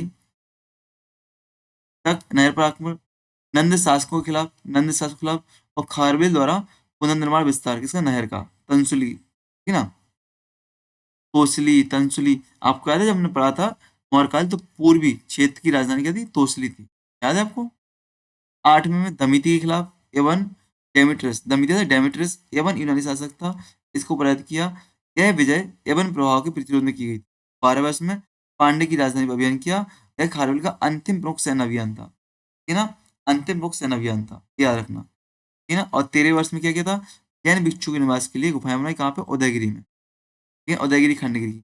अब एक उदयगिरी खंडगिरी गुफाएं आपको एमपी वाली है या आपकी कलिंग वाली हो रही है? जैन संघ को संरक्षित करना। उदयगिरी में 19 गुफाएं, खंडगिरी में आपकी 16 गुफाएं, इन्हें रानी गुम्फा और अनंत गुम्फा प्रसिद्ध है आपकी खंडगिरी में। प्राचीनतम जैन स्थापत्य आपके माने जाते हैं, ठीक है? चलो, अशोक के बाद कलिंग की स्वतंत्रता शक्ति पुनरुत्थान हुआ था यहाँ पे खारवेल के समय पे। यवन शासकों को पराजित करने वाला प्रमुख भारतीय, यवन शासकों को पराजित करने वाला प्रमुख भारतीय शासक है। जैन धर्म का महान संरक्षक है। हाथी गुम्फा की भाषा प्राकृतिक ऐतिहासिक दस्तावेज है, ठीक है? हाथी गुम्फा अभिलेख उदयगिरी उड़ीसा में। खारवेल संस्थापक महाविद्वान, इसको महामेधवान वंशी बोलते हैं। 8वें वर्ष में यमन डेमेट्रियस पर आक्रमण किया, जैन गुफाओं का निर्माण किया। इसको एक क्रम देख लो, इसके एक क्रम देख लो आक्रमण का। नंबर 1, मुस्तिक नगर के खिलाफ। सेकेंड वर्ष में कहाँ पे? मुस्तिक नगर के खिलाफ सातकर्णी कराया, ठीक। 14वें वर्ष में, चौथे वर्ष में अपने शासन के खारवेल ने भोज को और रटिकों को हराया। फिर 5वें वर्ष में तंसुली नंद वंशों को हराया। फिर 8वें वर्ष में दमिति इवन ऑब्लिक यूनानी शासक को हराया। 12वें वर्ष में पांड्य राज्य को हराया, क्या रखना। और 13वें वर्ष में क्या किया इसने? 13वें वर्ष में क्या किया? जैनों के लिए उदयगिरी खंडगिरी की गुफाएं, उदयगिरी खंडगिरी की गुफाएं बनवाई, ठीक है ना? तो मूसिक नगर, भोजक, राठिक, तनुशील, दमिति, पांड। याद कैसे करोगे बेटा? याद कैसे करोगे? शुरुआत करना मूसिक से। मूसिक, भोजक, राठिर। बोलो, 3 शब्द बोले। मूसिक, जहाँ बैठो वहीं बोलो। टाइप लाइव क्लास तो चल रही है, आपसे टाइप करवाऊँ मैं। है कि नहीं? टाइप करने में मजा भी नहीं आएगा। बोलो मूसिक नगर, भोजक नगर, रठिक नगर, फिर बोलो तनुश्री दमिति पांड, तनुश्री दमिति पांड, तनुश्री दमिति पांड। मैं इसलिए बोल रहा हूँ पेपर में आया हुआ है चीज क्रम, ठीक है ना? क्रोनोलॉजी पूछी गई आपसे। आगे बढ़ते हैं हम लोग, आगे बढ़ते हैं। अब गंधार शैली और मथुरा शैली, ये आपकी क्या है? मूर्ति शब्द की कला है। अब यहाँ पे कुछ वापस आओ, कुछ फैक्ट मैं आपके लिए लिखवा रहा हूँ मौर्य काल से, बहुत महत्वपूर्ण फैक्ट याद रखना, बहुत ज्यादा महत्वपूर्ण फैक्ट है, याद रखना, ठीक है ना? चलो खुल जासिम से।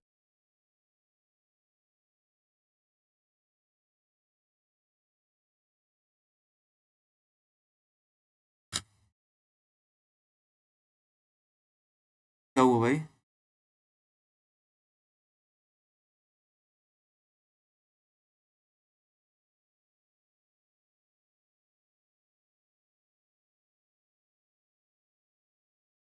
चलो, कल मैंने एक चार्ट बनवाया था, आपने बना लिया वो चार्ट को, ठीक है ना? अब कुछ वंश लिखते हैं। वैसे देखो, कई विद्वान मौर्योत्तर काल को भारतीय इतिहास का अंधकार युग भी कहते हैं, ठीक है ना? क्या कहते हैं? मौर्योत्तर काल को अंधकार युग के नाम से एक,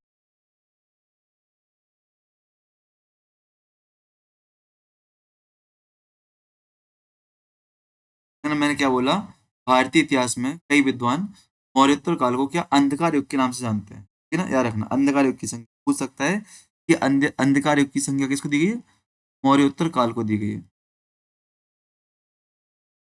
अच्छा, टाइम पीरियड क्या होता है? मैंने आपको 200 बीसी से 300 एडी, इसी के बाद आपको गुप्त काल दिख जाएगा आगे जाके, ठीक है ना? ठीक। क्रुद्ध दामन का पहला विलेख पता है आपको संस्कृत में, ठीक है ना? बाणभट्ट की हर्षचरित मिलेगी आपको। अब इसमें देखो, मैंने कुछ आपको पढ़ाया नहीं अभी, इसमें बहुत सारे नहीं पता, जैसे मैं आपको शुंग नहीं पढ़ाया, कण्व नहीं पढ़ाया, कण्व तो बता दिया, शुंग कण्व वाकटक नहीं बताया मैंने इसमें आपको, हिंदवन में पूरा आपको डिटेल में नहीं बताया मैंने, पहला भी नहीं बताया। अब यहाँ पे डिटेल इसलिए नहीं बताया कि यहाँ से क्वेश्चन जो आता है ना वही मैं आपको लिखो, ठीक है ना? तो रूप दामन का अभिलेख याद रखना आप लोग, जूनागढ़ अभिलेख है, संस्कृत भाषा में चंपू शैली में। बाणभट्ट की हर्षचरित यहाँ से मिलेगी आपको, बाणभट्ट की हर्षचरित आपको यहाँ से मिलेगी, ठीक है ना? इसमें पुष्यमित्र शुंग द्वारा अंतिम मौर्य शासक वृत्रद की हत्या की जानकारी मिलती है। बाणभट्ट की हर्षचरित हर्षचरित जानकारी मिलती है पुष्यमित्र शुंग, जो मौर्य वंश का अंतिम शासक था, तो मौर्य वंश का अंतिम शासक वृत्रद, इसकी हत्या कर दी थी और शुंग वंश की स्थापना की थी, ठीक है ना?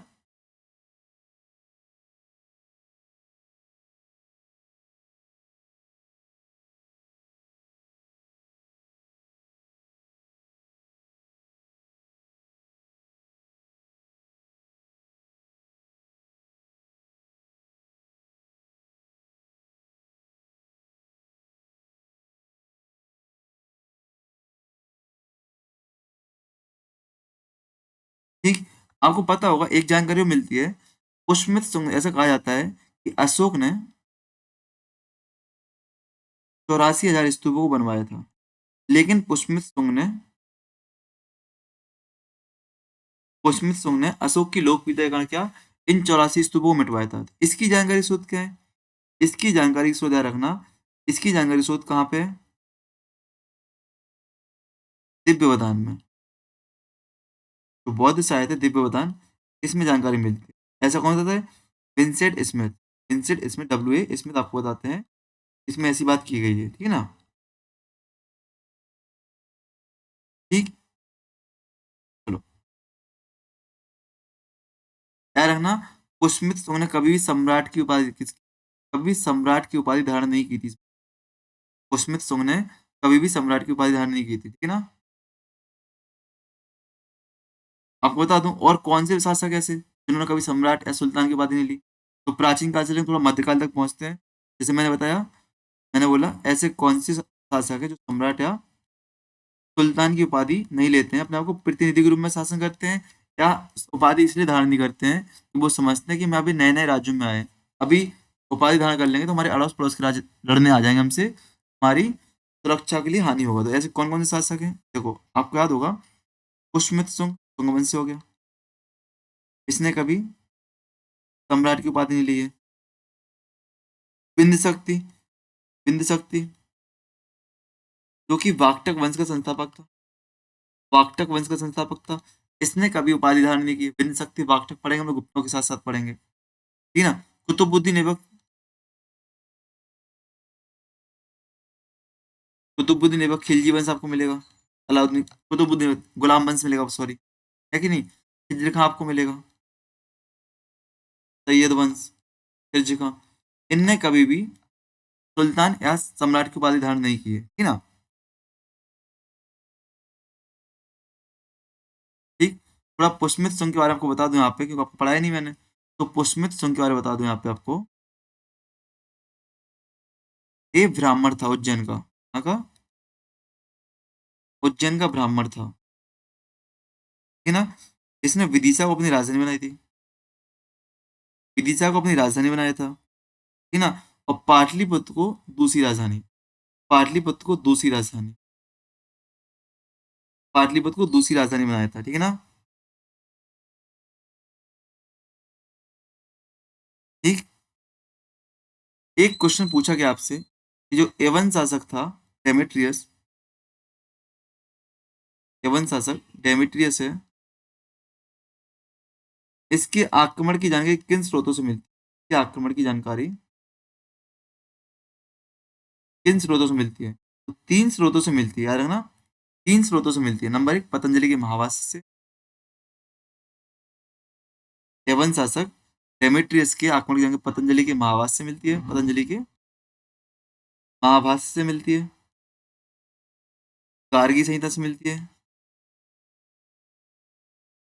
गार्गी संहिता से जानकारी मिलती है, और आपकी मालविका अग्निमित्रम। तो मालविका अग्निमित्रम किसका बताना? मालविका अग्निमित्रम किसकी रचना है? मालविका अग्निमित्रम से जानकारी मिलती है कि यवन शासक डेमेट्रियस ने भारत पर आक्रमण किया था, ठीक है ना। ठीक। गार्गी संहिता जो आपको एक ज्योतिष ग्रंथ, क्या है? ज्योतिष ग्रंथ है।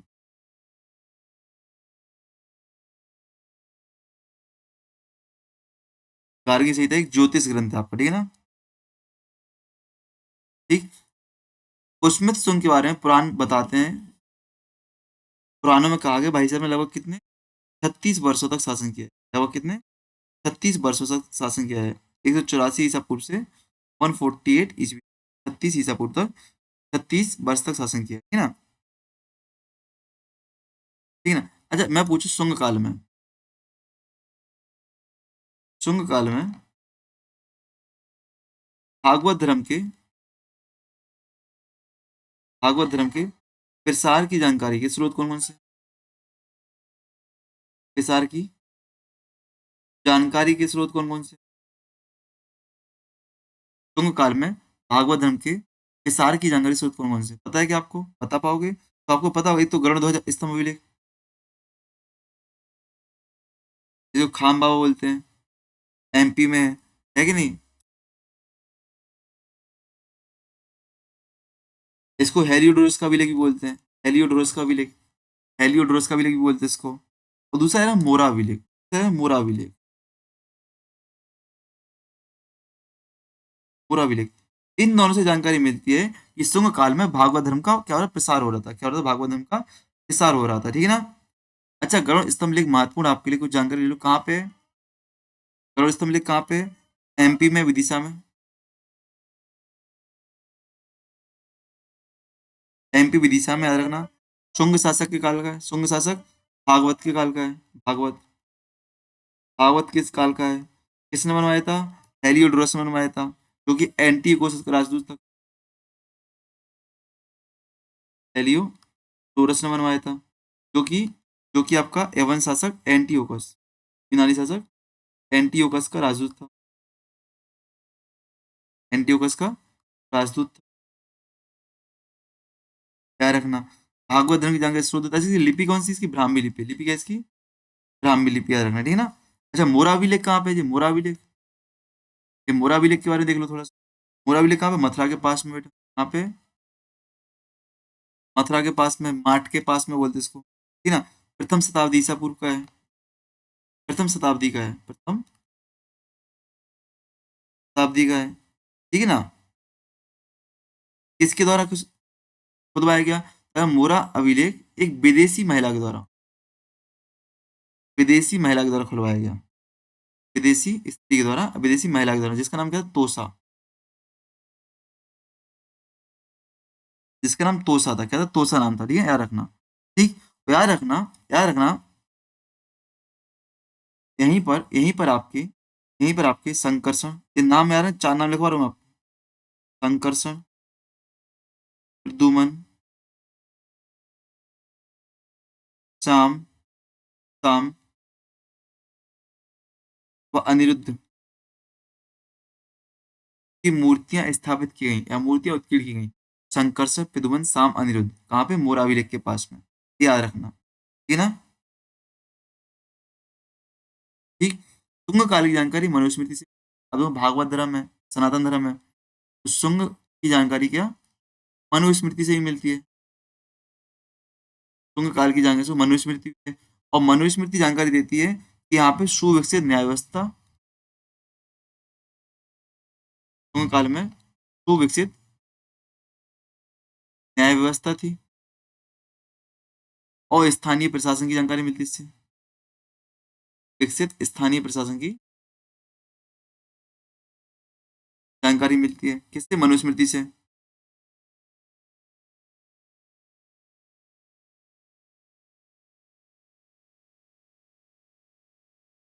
ठीक, और मनुस्मृति में शासक को इस तरीके से प्रतिष्ठित किया जाता है, कहा जाता है क्या?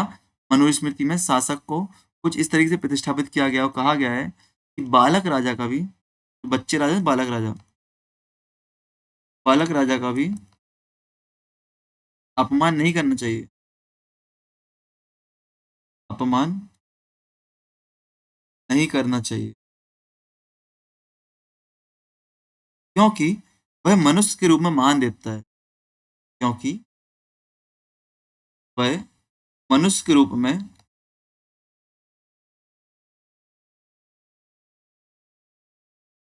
महान देवता है। क्योंकि क्या है? क्योंकि वह मनुष्य के रूप में महान देवता है, इसलिए उनका भी अपमान नहीं करना चाहिए। जानकारी कहाँ मिलती है? मनुस्मृति से। ऐसी बात कहते हैं लोग, ठीक है ना। ठीक,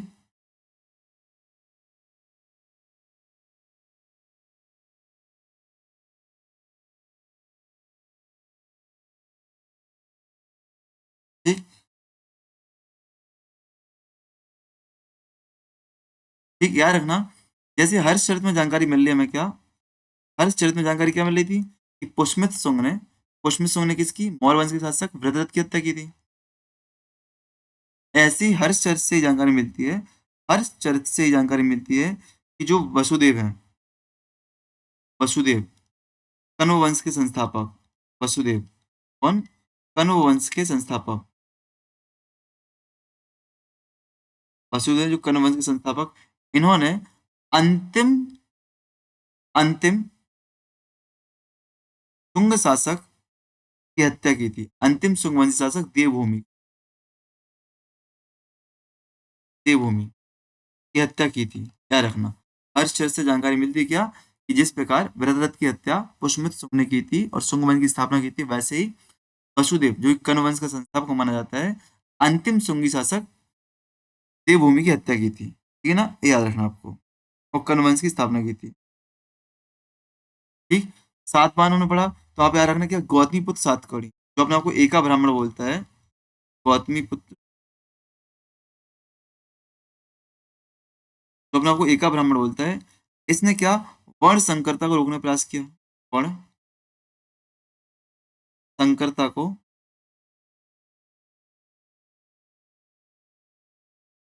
रोकने का प्रयास किया। वर्ण संकरता को रोकने का प्रयास किया भाई साहब ने। याद रखना, किसने? गौतमी पुत्र सातकर्णी ने। ठीक है ना। ठीक, हमने देखा नागार्जुन समकालीन है इनके, कनिष्क के टाइम के हैं, लेकिन कनिष्क इसके समकालीन था। मैंने हिंट दी थी ऊपर कि गौतमी पुत्र सातकर्णी के समकालीन है। तो कनिष्क के समकालीन कौन है? गौतमी पुत्र सातकर्णी। नागार्जुन इनके समकालीन है कि नहीं? जो कि शून्यवाद के प्रवर्तक, क्या आपके शून्यवाद के प्रवर्तक है, शून्यवाद के प्रवर्तक माने जाते हैं, शून्यवाद के प्रवर्तक माने जाते हैं। गौतमी पुत्र के समकालीन क्या है? तो सेम टाइम पीरियड पे दोनों लोग दिखते हैं हमारे लिए, ठीक है ना?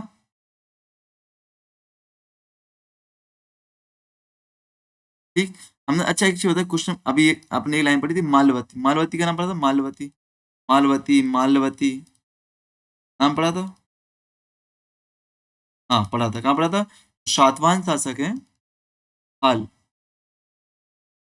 सातवाहन शासक हाल है, उनकी पत्नी का नाम था। पत्नी का नाम था, याद रखना, ठीक है ना? चलो।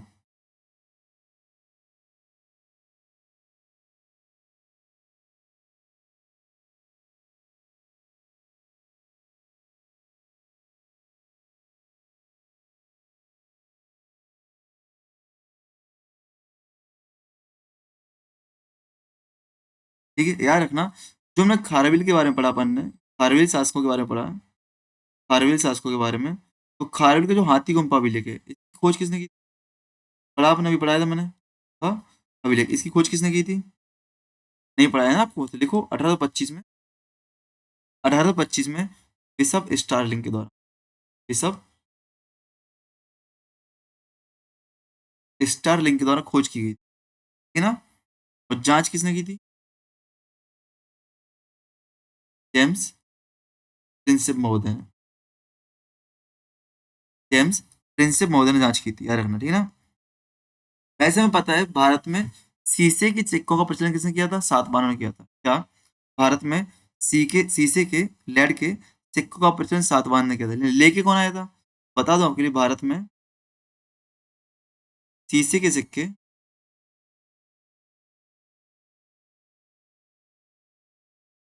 Hind one Indo Greek,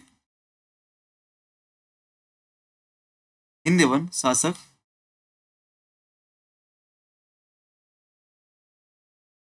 strato लेके आया था। स्ट्रेटो प्रथम, स्ट्रेटो प्रथम लेकर आया था, याद रखना। भारत में शीशे के सिक्का का प्रचलन किसने बढ़ाया था? सातवाहनों ने। लेके कौन आया था? इंडो ग्रीक शासक स्ट्रेटो लेके आया था, ठीक है ना?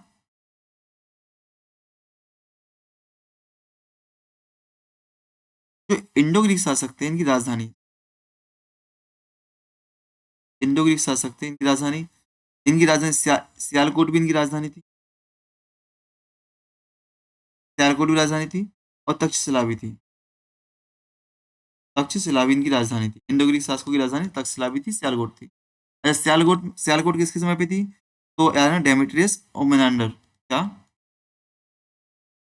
डेमेट्रियस, डेमेट्रियस और मिनांडर के समय पर सियालकोट राजधानी थी। और तक्षशिला के समय पर यूक्रेटाइस, यूक्रेटाइसस, टाइटस, यूक्रेटाइटस के समय पर आपकी तक्षशिला राजधानी थी। क्या थी आपकी? तक्षशिला राजधानी थी, ठीक है? ठीक। अच्छा, अंतिम इंडो ग्रीक शासक, अंतिम इंडो ग्रीक शासक में लिखना, आपको लिखना हिप्पोट्रेटस, हिप्पो स्टेटस, हिप्पोस्टेटस आपके अंतिम हिंदू वंश आ सकते हैं, ठीक है ना? अच्छा, एक क्रम लिख लो, आपसे क्रम पूछा जाता है कि भारत में हिंदू वंश शासकों का क्रम, थोड़ा इनकी क्रोनोलॉजी लिख लो। पूछा जाता है तो लिख लो मेन मेन, जो आपको लिखवा, पांच नाम तो मैं बता ही दिए, वही मेन मेन, तो नाम लिखो कौन कौन से क्रम में ये पूछा जाता है, इंडो ग्रीक शासन के क्रम।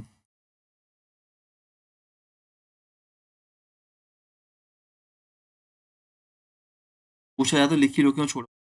देखो, नंबर एक, डेमेट्रियस ने आक्रमण किया।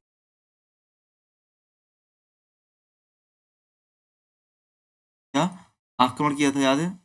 डेमेट्रियस आक्रमणकर्ता के रूप में आया था। फिर आपका दूसरा मुख्य था यूक्रेटस, यूक्रेटाइटस, जो कि आपका पहला शासक था भारत में, पहला इंडो ग्रीक शासक था, पहला इंडो ग्रीक शासक, पहला शासक। फिर मिनांडर आपको मिल जाएंगे, सियालकोट राजधानी थी, ठीक है ना?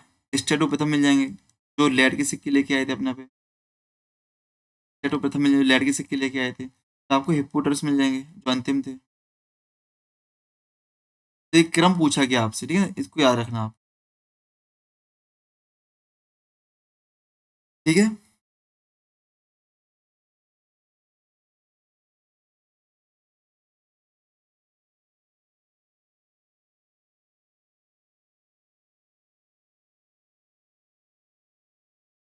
ठीक। मिलिंद पन्नु में आपको पता है, मिलिंद पन्नु एक ग्रंथ ग्रंथ है जिसमें राजा मिनांडर, राजा हिंद देवन शासक राजा मिनांडर और नागार्जुन या नागसेन, इनके बीच वार्तालाप की बात की गई, ठीक ना। तो मिलिंद पन्नु नामक जो ग्रंथ है उसके अध्याय 7 में, मिलिंद पन्नु नामक जो ग्रंथ है उसके अध्याय 7 में जानकारी मिलती है किसके में, उसके अध्याय 7 में अनाथवाद की, अनाथवाद की जानकारी मिलती है, पंच स्कंद की,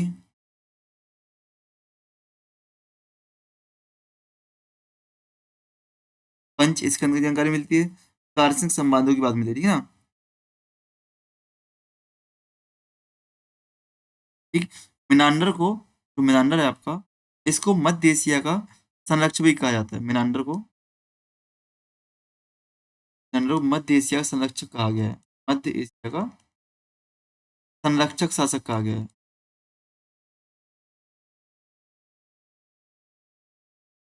मध्य एशिया का संरक्षक शासक कहा गया है, कहाँ पे, लामतारा ग्रंथ में और अवदान कलप्रथा,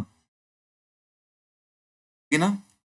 एक मिनट यार, ये लोग आ जाते हैं ना, दिक्कत में समझ, मुझसे पूछो मैं आपके लिए क्लास कैसे रिकॉर्ड कर रहा हूँ। सैटरडे तो शाम को क्लास होगी नहीं ऑफलाइन, तो टाइम अच्छा है, देखो आज कितनी लंबी खींच पाते हैं हम, अभी तो आके बैठे हैं 3 बजे आके, है कि नहीं।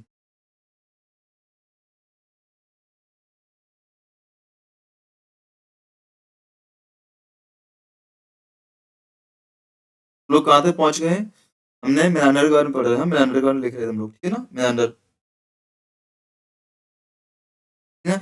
आपको पता है भारतीय ज्योतिष से संबंधित, भारतीय ज्योतिष से संबंधित जो आपके रोमक और पॉलिश सिद्धांत हैं, 5 सिद्धांत अपने आप आते हैं, तो रोमक और पॉलिश सिद्धांत जो आपके यवनों के द्वारा दिए माने जाते हैं, कि ये यवनों के द्वारा जोड़े गए हैं, यवनों के द्वारा दिए गए माने जाते हैं, ठीक है ना। और बराह मिहिर इसकी बहुत तारीफ भी करते हैं, बराह मिहिर इसकी, बराह मिहिर की तारीफ भी करते हैं, याद रखना, ठीक है ना। भारतीय ज्योतिष में जो आपके रोमन और पॉलिश, इसको रोमक बोलते हैं, रोमक और पॉलिश ज्योतिष सिद्धांत जोड़े गए हैं, उसकी बराह मिहिर तारीफ भी करते हैं, ठीक है, याद रखना। ठीक, याद रखना। अशोक के अभिलेखों में एक शब्द आया था, अशोक के अभिलेखों में, अशोक के अभिलेखों में एक शब्द आया था क्या, सती पुत्र, सती पुत्र आया था कि नहीं, सती क्या हो गया भाई, सती पुत्र नामक शब्द आया था। तो काशी प्रसाद जायसवाल ने इस सती पुत्र की पहचान 7 वाहनों से की है। किस विद्वान ने, किस इतिहासकार ने, काशी प्रसाद जायसवाल ने, काशी प्रसाद जायसवाल महोदय ने, काशी प्रसाद जायसवाल महोदय ने सती पुत्र की पहचान 7 वाहनों से की, याद रखना, ठीक है ना। ठीक। अच्छा, राजा हाल की रचना है, सातवाहन शासक हाल की रचना में क्या देखी, गाथा सप्तशती, देखी ली हमने।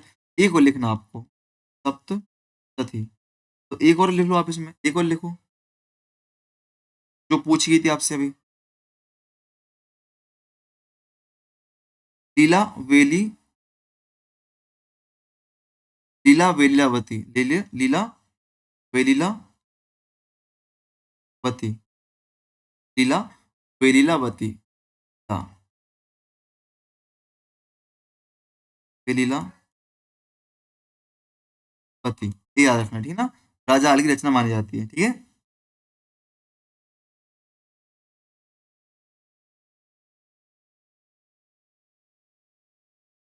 ठीक, अब याद रखना, आप एक क्वेश्चन आपसे आया था कनेरी अभिलेख का, एक क्वेश्चन था, उसमें ऐसा बताया गया था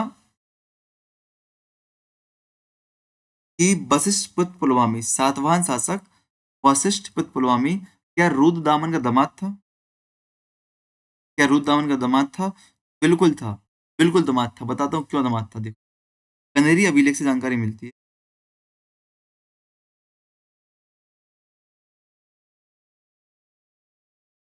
देखना, कनेरी अभिलेख से जानकारी मिलती है कि रुद्रदामन ने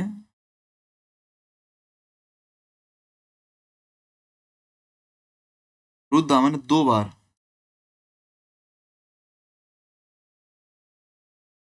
वशिष्ठ पुत्र पुलवामी को हराया था। तो एक क्वेश्चन पूछा गया बेटा, आपसे पूछा गया है, पुलवामी को हराया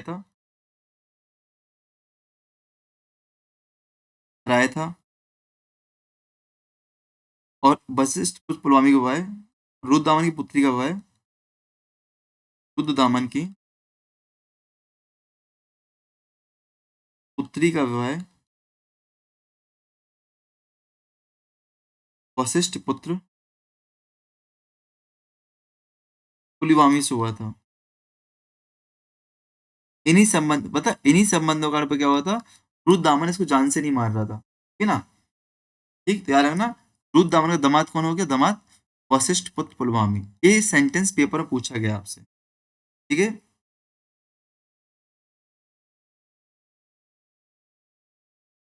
ठीक, हमने देखा था वशिष्ठ पुत्र पुलवामी के सिक्कों पर जहाज था। यज्ञश्री सातकर्णी के सिक्कों पर जहाज मिला क्या, यज्ञश्री सातकर्णी के सातवाहनों में यज्ञश्री सातकर्णी के सिक्कों पर भी जहाज का अंकन मिले। यज्ञश्री सातकर्णी के सिक्कों पर भी जहाज का अंकन मिले, ठीक है ना।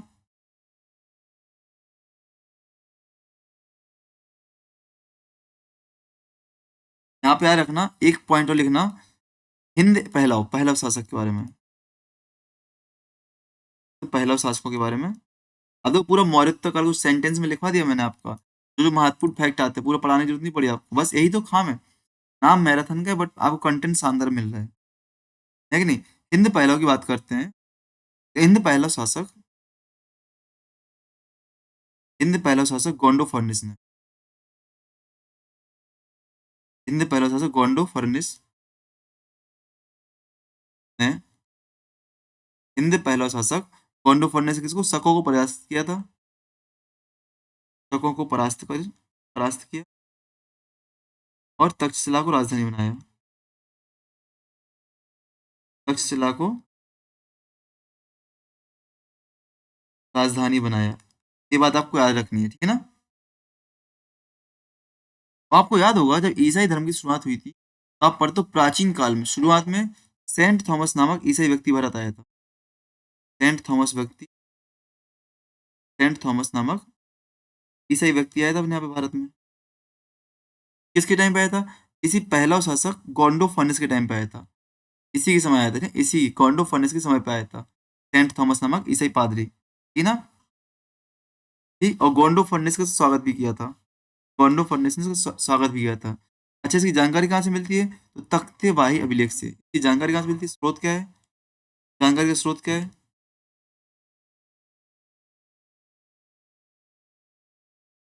क्या स्रोत है, तो ना तख्तेबाही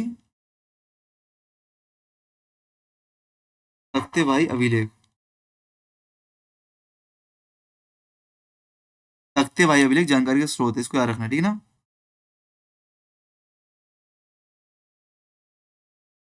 ठीक, अच्छा, हमने कुषाणों के बारे में पढ़ा।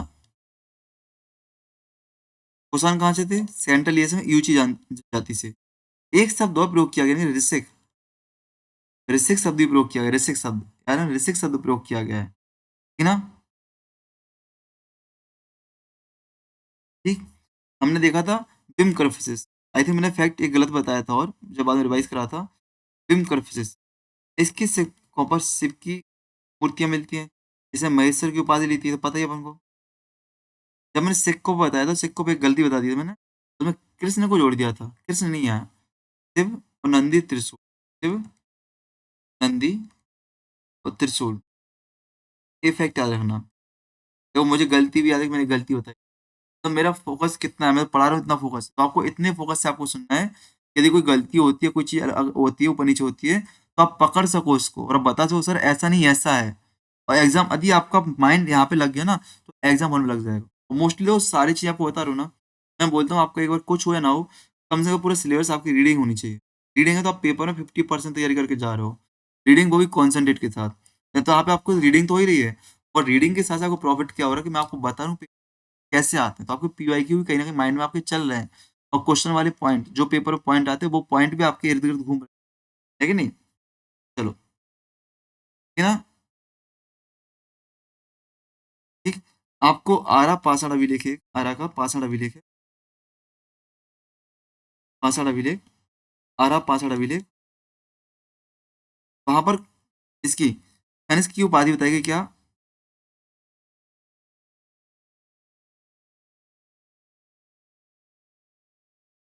महारज,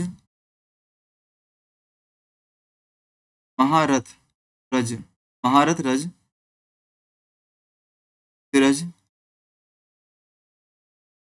देवपुत्र, कैसकर, कैस रस, कैस रस। ये इसकी उपाधि बताएगी, इसको याद रखना, ठीक है ना? इसकी कनिष्क की, ठीक है ना? चलो, कनिष्क के दरबारी आपको बताई दी चरक, नागार्जुन, अश्वघोष, वसुमित्र, ठीक। पुरस्पुर को कनिष्क ने राजधानी बनाया था, पेशावर को राजधानी बनाया था, ठीक है। ठीक है। अच्छा, महाभारत की रचना किसने की थी? महाभारत किसका था? पतंजलि का था, पतंजलि का था। जो कि आपका किस पाणिनि पर टिका था, पाणिनि पर। अब बताओ कमेंट में, पतंजलि किसके दरबारी थे? पतंजलि किसके दरबारी थे? दूसरा, यहाँ पे एक और लिखवा रहा हूँ मैं आपको, महाविभाषा शास्त्र, जो कि कनिष्क के काल में लिखा गया है। महाविभाषा शास्त्र, जो कि कनिष्क के सामने लिखा गया है, किसके द्वारा? वसुमित्र के द्वारा, वसुमित्र के द्वारा। अभी अपन ने पढ़ा था ना, महायान धर्म से संबंधित है महाविभाषा शास्त्र, महायान धर्म से संबंधित है। वसुमित्र ने चौथी बौद्ध संगति का क्या किया था? क्या किया था? अध्यक्षता की थी, है कि नहीं?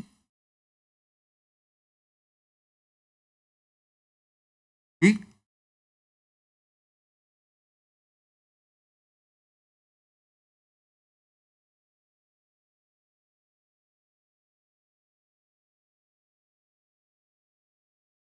ठीक।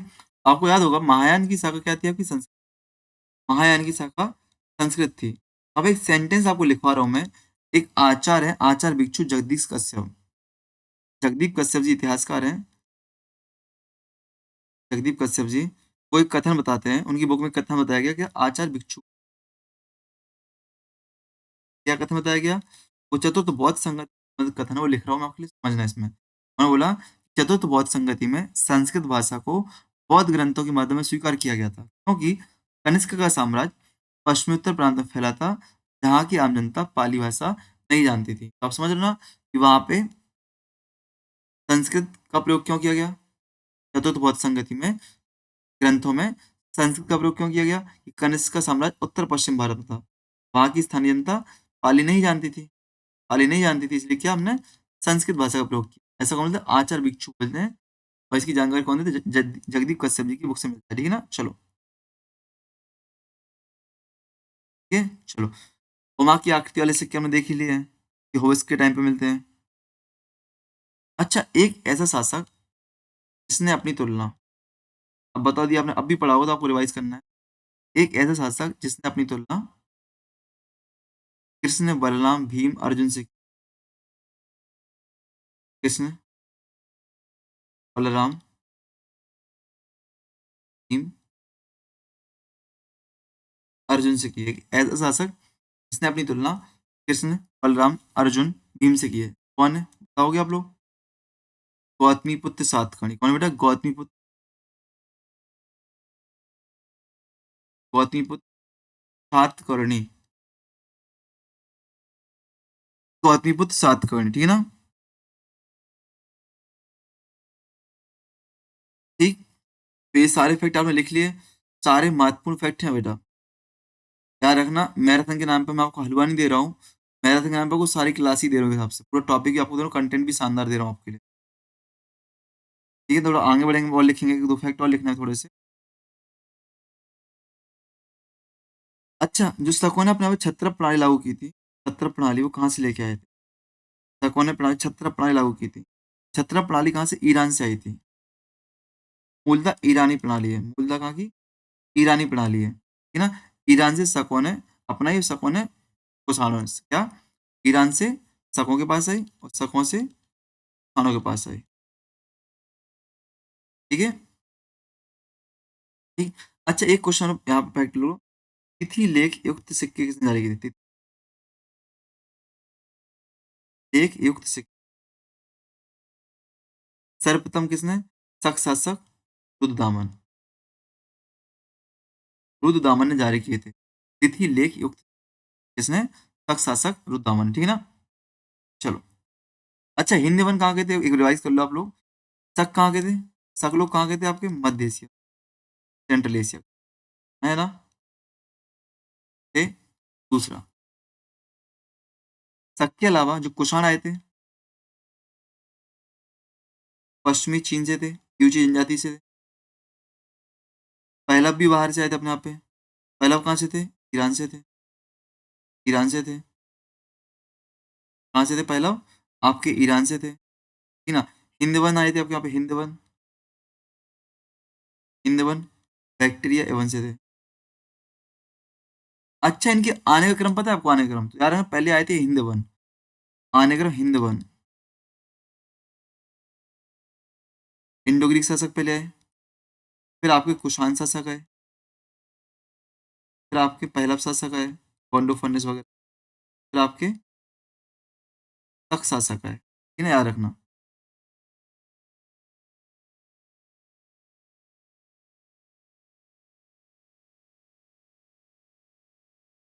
ठीक है, आगे बढ़े, एक सेकंड, एक सेकंड। गर्दन अकड़ जाती है बैठ के।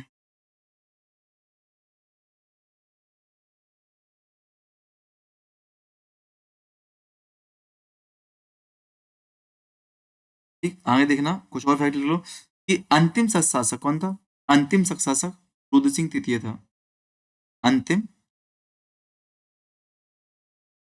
सत शासक रुद्र सिंह तृतीय था। कौन था? रुद्र सिंह तृतीय था, ठीक है, जिसको किसने? चंद्रगुप्त द्वितीय ने हराया था। चंद्रगुप्त द्वितीय ने हराया था, आपको पता होना चाहिए। चंद्रगुप्त द्वितीय ने इसी समय पे चांदी की सिक्के जारी किए थे, शकों को हराने के लिए चांदी की सिक्के जारी किए थे, सकारी उपाधि धारण की थी, ठीक है, सकारी उपाधि धारण की थी, ठीक है ना। अच्छा, नागार्जुन को पढ़ा हमने, तो नागार्जुन की नागसन की रचना कौन? शून्यवाद के प्रतिपादक, तो इनकी रचना कौन कौन सी है? प्रज्ञा पारमिता सूत्र आपसे पूछे, प्रज्ञा पारमिता सूत्र आपसे पूछे, किसकी है? नागार्जुन की है। और माध्यमिका सूत्र, माध्यमिका सूत्र दोनों नागार्जुन की रचना है, याद रखना, दोनों किसकी है? नागार्जुन की रचना है। अच्छा, भागवत पुराण का हमने अभिलेखीय पुराण तो हेलियोडोरस का अभिलेख देखा, हेलियोडोरस का अभिलेख देखा, सिक्के देखे हमने विम करफिसस के, ओवेस्क के, भागवत के, है कि नहीं, सिक्के देखे हमने। अरे लिखित साक्ष्य पूछा है कि भागवत का सर्वप्रथम चर्चा कहाँ की? भागवत धर्म की, भागवत धर्म की, भागवत धर्म की सर्वप्रथम चर्चा, सर्वप्रथम चर्चा तो पाणिनि महोदय ने अपने अष्टाध्यायी में की है। पाणिनि महोदय ने अपनी अष्टाध्यायी ने की, ठीक है ना।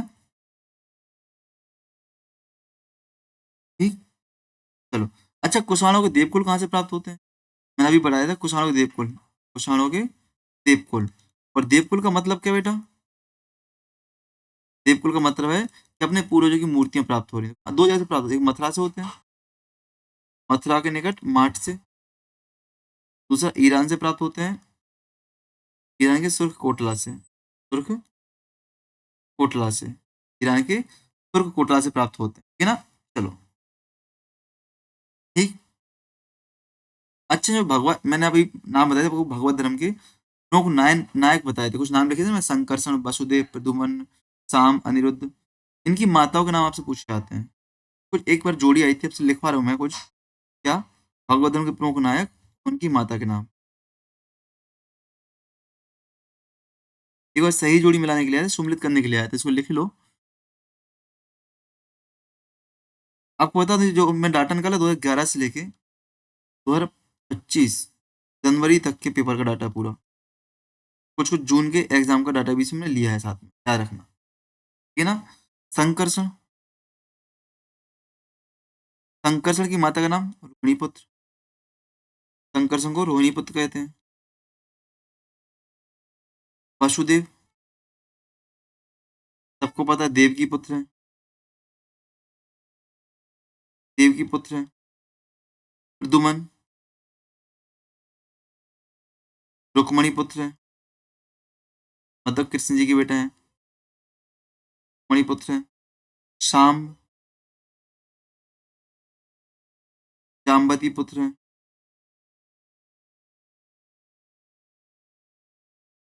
अनिरुद्ध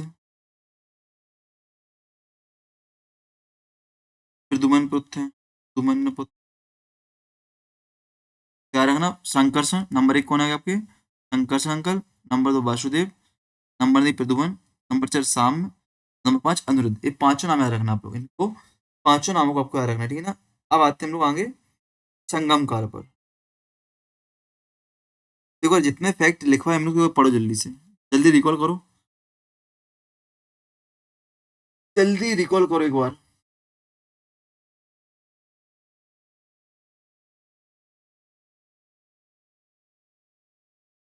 जितना मैंने लिखवाया उसको एक बार रिकॉल करो, फिर हम आते हैं संगम काल, वहां पे संगम काल पर।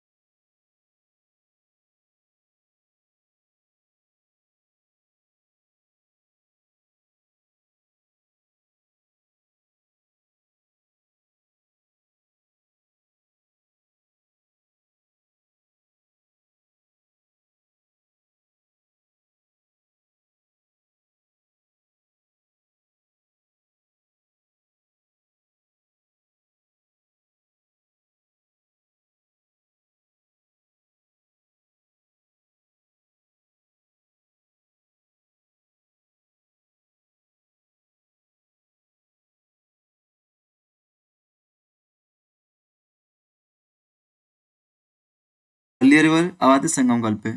देख लिया, चलो। अब सबसे महत्वपूर्ण संगम काल, संगम पीरियड। तो सबसे पहले इसका क्षेत्र देखते हैं, तैयार रहना। कृष्णा नदी से दक्षिण में कन्याकुमारी तक, कृष्णा से दक्षिण में कन्याकुमारी तक संपूर्ण भूभाग पर फैला हुआ है, ठीक है ना। वो विदेशी स्रोत जो इनकी जानकारी, पहले विदेशी स्रोत। नंबर 1 पेरिप्लस ऑफ द एरिथेन सी, इसका राइटर अज्ञात है, लेखक पता नहीं किसने लिखी है। इसमें संगम कालीन राज्यों की जानकारी मिलती है।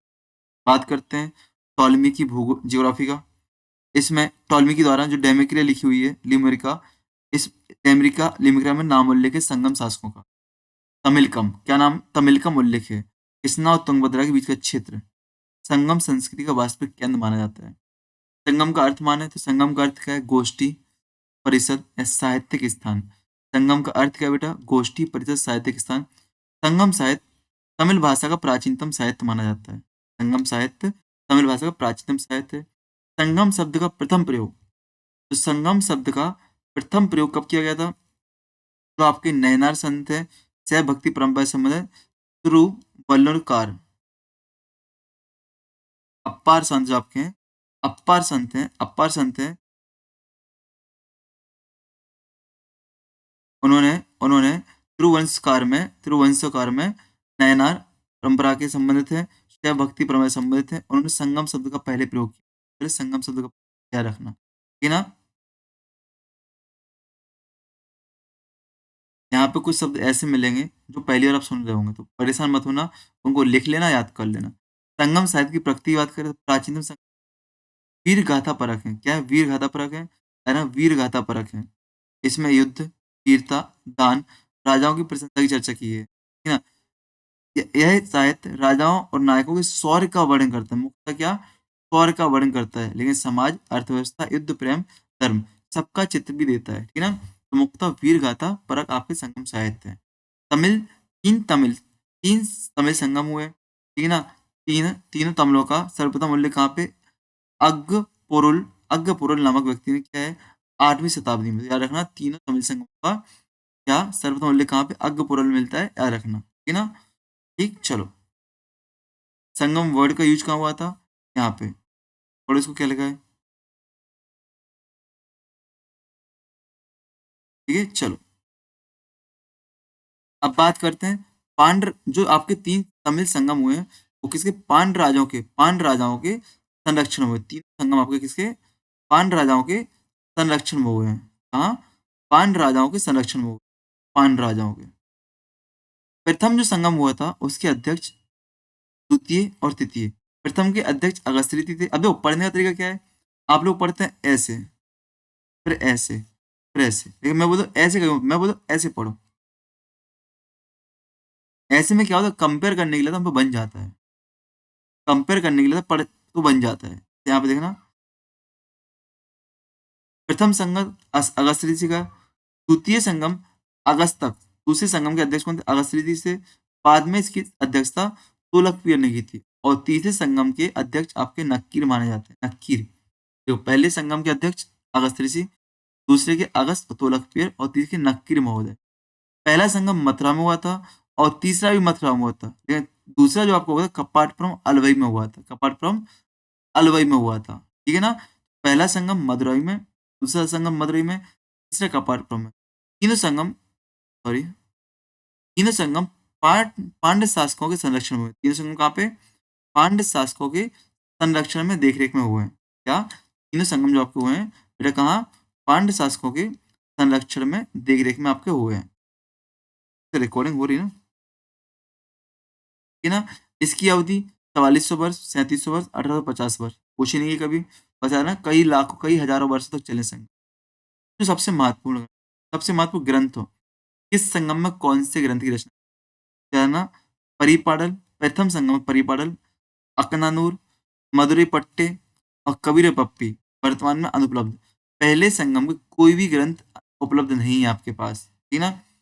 दूसरे संगम में यहाँ पे भी है, महापुराणम काली व्यालामलई ग्रंथों के तोलकपियम।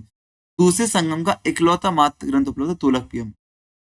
तोलकपियम जो कि दूसरे संगम में लिखा गया, तोलकपियर के द्वारा लिखा गया था, यही एकमात्र उपलब्ध है। तोलकपियर कौन है, सेकंड के अध्यक्ष भी थे आपके, ठीक है ना।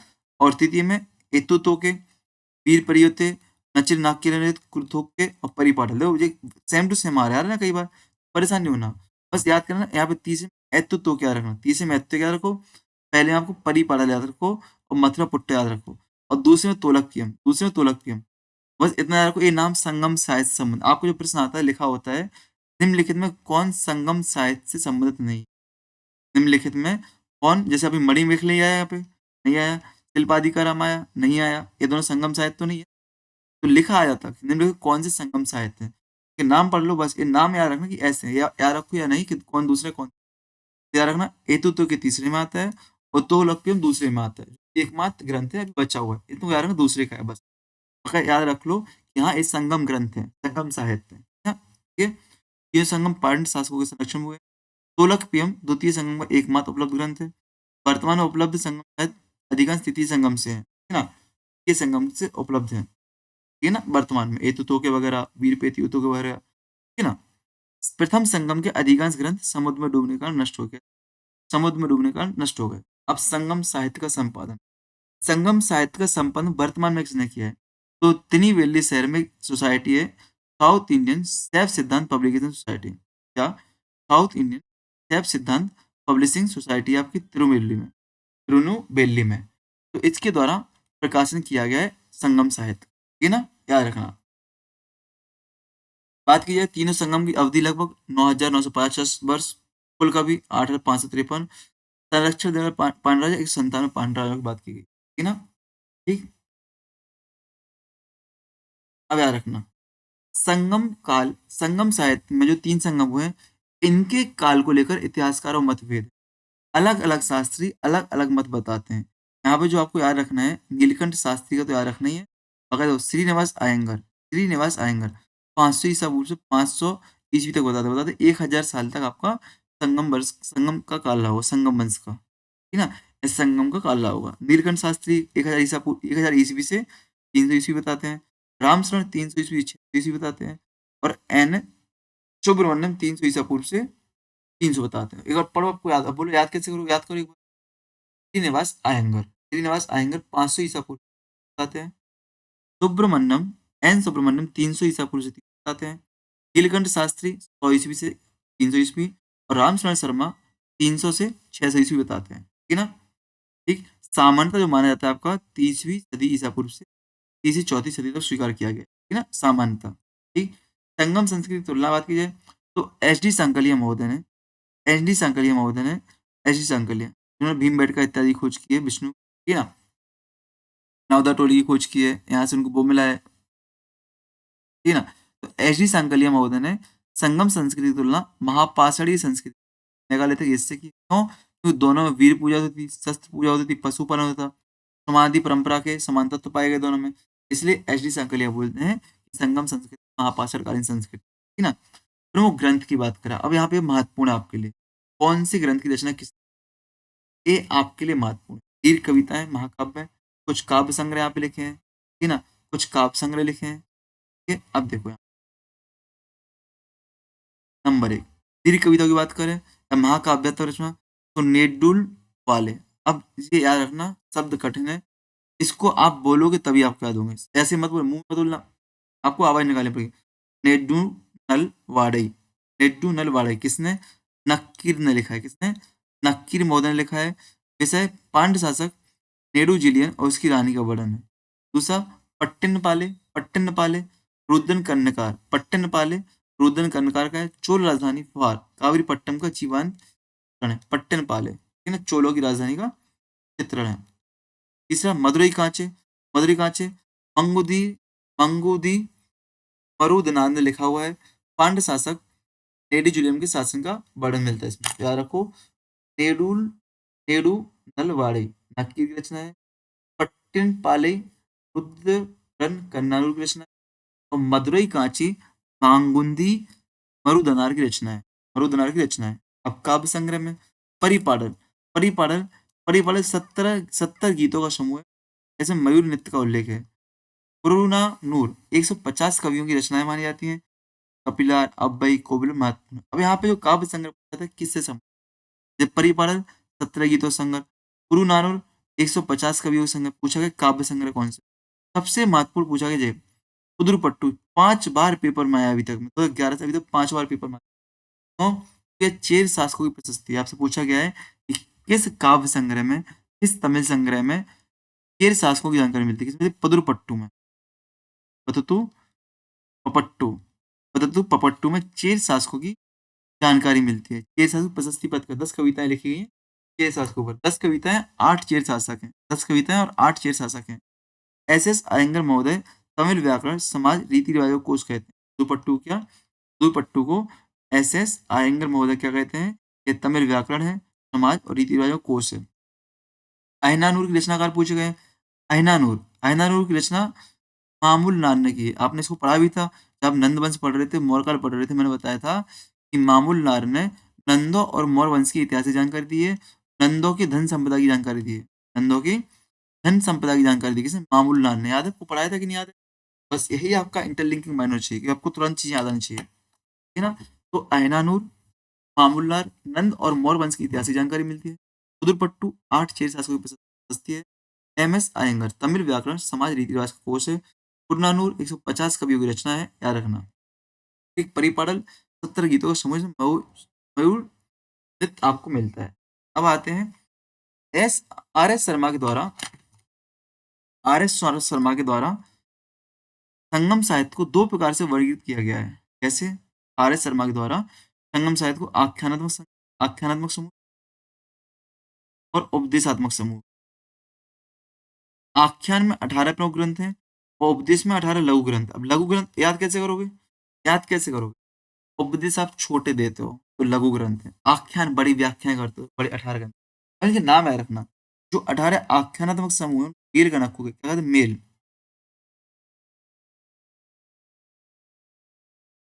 मेल कनक को कहते हैं, ठीक है ना। और उपदेश में किल कनक को कहते हैं। याद कैसे करोगे, मेल कनक को बिग है, बिग टेस्ट है मेल, ट्रेन मेल होती है ना, मेल एक्सप्रेस बड़ी होती है, किल छोटी होती है, तो स्मॉल मोरल टेस्ट है। ये आपको याद करना पड़ेगा कौन सा बड़ा है कौन छोटा है किसमें। और किसने, आर एस शर्मा ने डिवाइड किया, तो आर एस शर्मा ने दो समूह में डिवाइड किया, आख्यानात्मक और उपदेशात्मक। आख्यानात्मक 18 प्रमुख ग्रंथ है, जिसको मेर कनक्कु कहते हैं, और किल कनक्कु 18 लघु ग्रंथ है, ठीक है ना, जिसको उपदेशात्मक ग्रंथ कहते हैं, ठीक है ना, याद रखना।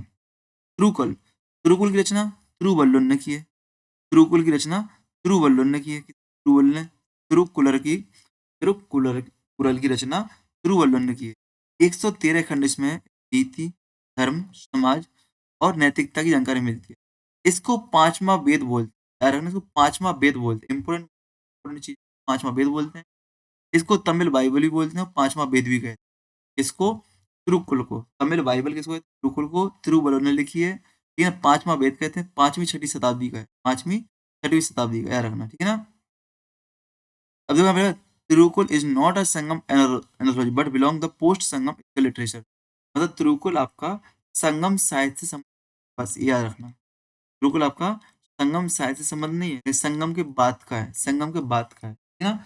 संगम की जानकारी है तिरुकुल, संगम तमिल ग्रंथ है तिरुकुल, तिरुवल्लुवर रचना की है, पांचवी छठी शताब्दी का है, याद रखना, ठीक है ना। ये सेंटेंस पूछा गया आपसे, ये तिरुकुल संगम साहित्य नहीं पर इसके बाद का पुष्ट संगम का लिटरेचर है। अन्य ग्रंथों की बात करें, अन्य संगम काव्य, तो प्रमुख कवि कपिलार। कपिलार संगम युग के सर्वाधिक प्रतिष्ठित कवि माने जाते हैं। कपिलार संगम युग के सर्वाधिक प्रतिष्ठित कवि माने जाते हैं। तो इनकी रचनाएं कौन कौन सी हैं? परनार, कलिक तोके, कुंजीपाद, कुंजुपाद, कुंजुपाद, ठीक है ना। कपिलार को संगम युग का राष्ट्रीय कवि कहा जाता है। कपिलार को संगम युग का राष्ट्रीय कवि कहा जाता है, सर्वाधिक प्रतिष्ठित है। इनकी रचना परनार, परनार, कलित हो गई, कलित हो गई, कलित हो गई, और कुरुंजी पातो, कुरुंजी पातो, कुरुंजू पातो, कुरुंजू पात, कुरुंजू पात, याद करो, जहां बैठो वहीं बोलो, चिल्ला के बोलो। परन पातो, कलित होके, कुरुंजू पातो किसकी रचना है? कपिलार की रचना है। पूरे आपके आसपास और हिल जाएंगे, बच्चा क्या कर रहा है, क्योंकि आपको याद करना है कि नहीं। संगम साहित्य की मुख्य विषय वस्तु की बात करें, संगम साहित्य की विषय वस्तु दो वर्गों में बांटी गई। अब यार यहाँ से कुछ बना हुआ है, यहाँ से अकम और पुरम। अकम और पुरम, अकम आपके प्रणय काव्य है, क्या है, प्रेम वाले संबंध, प्रेम विरह वाले व्यक्तिगत है, यार है ना। अकम या अहम, ये पूछा गया, अकम अहम आपके प्रणय संबंधी, और पुरम आपके क्या है, वीरता संबंधी, पुरम। याद कैसे रहोगे? पुरम, पुरंदर, पुरंदर वीर था ना, इंद्र, पुरंदर, पुरम, तो ऐसे याद रखो, वीर गाथा संबंधी, पुरम। अकम है आपकी प्रणय, अकम अहम मैं हूँ प्यार में पागल, ऐसे बोल देना, तो ऐसे याद रखो इसको। ए भाई सॉरी सॉरी, एक